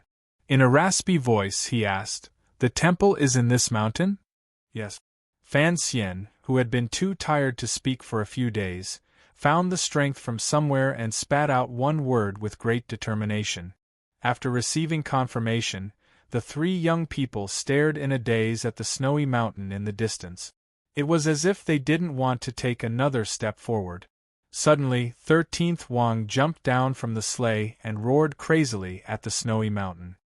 His voice was raspy, angry, and even more elated. Seeing this, Haitang and Fan Xian couldn't resist smiling. They thought that this last disciple of the Sword Hut, who had always been gentle and determined, had endured until now and finally exploded with the craziness he inherited from Sigu Jian. After the laughter came silence. Haitang's eyes grew moist and finally turned into a few clear tears. The tears landed on the leather jacket and quickly turned to ice. Fan Xian shook his head happily and couldn't speak for a long time. Those who had not experienced their long journey would not be able to understand the emotions in their hearts at this moment. It was a kind of satisfaction of achieving a great wish, a kind of heroic spirit that triumphed over heaven and earth, and an impulse that was about to come into contact with the most mysterious place in the world. On the long snowy journey, the snow hounds died on the ground along the way. Fan Xian was seriously ill and could die at any moment. Haitang and 13th Wang had also been tortured until they lost their human form. Such hardships were not worth mentioning to outsiders. In the end, they had arrived. Without Fan Xian's ample preparation and understanding of nature, the three of them would probably have died on the snowy plains long ago. Thinking of this, Fan Xian narrowed his eyes and looked at the snowy mountain in the distance. He couldn't help but think of the two powerful pioneers from many years ago, Master Ku He and Sir Shaoen. When Fan Xian and his group had set out from northern Qi, it had been early spring. Now it should be summer, the warmest time in the world. Back then, Shaoen and Ku He's group of hundreds had set out in the summer. There were countless deaths and injuries along the way. By the time they arrived at this snowy mountain, it was the polar night. How had the two pioneers made it through the months-long polar night? Unlike Fan Xian, Shaoen and Ku He did not have the road map and experience left behind by predecessors.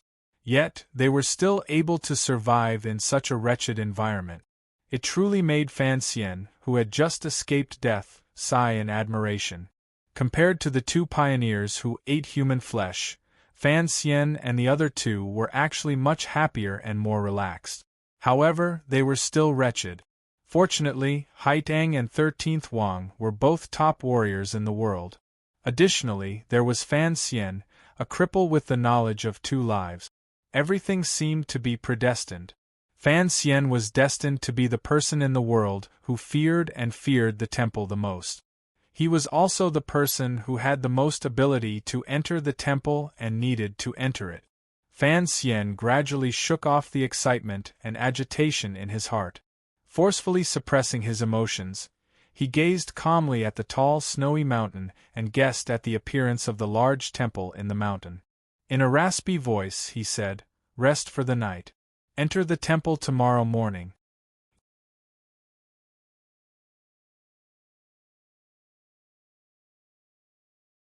Chapter 748. Qin Yunyan, Qin Yunyan. Isn't this name meant to wish everyone a happy new year? I wish everyone that in the new year, those who should get married, those who should get pregnant, those who should get married, those who should get married, those who should get married, those who should get into a relationship, those who should get high marks in exams, those who should do business, those who should get promoted, those who should not have to worry about their superiors, those who should work, those who should get more red packets, those who are speculating in the stock market. Everything should be safe on the road, have a good New Year's Eve dinner, and drink less alcohol. Those who write books are happy, and those who read books are happy. Those who do editors suddenly realized that their web novels are no longer unique. Those who mingle in the forums suddenly realize that those familiar IDs are all girls. Is there anything else I missed out? I wish everyone a happy new year and all the best. I also wish myself and Fujian Cement Company's business to become more prosperous, and I hope that they can recover their capital as soon as possible. The feeling of being cut in half is really not a good one. I won't lament about the past year, because I only have the word thank you to everyone, nothing else. I don't have to look forward to the coming year, because I will continue to write books seriously and write stories that everyone likes and that I like, nothing else. You're tuning in to the Phoenix Nights YouTube channel. Don't forget to subscribe and join us on this journey to catch the most captivating stories.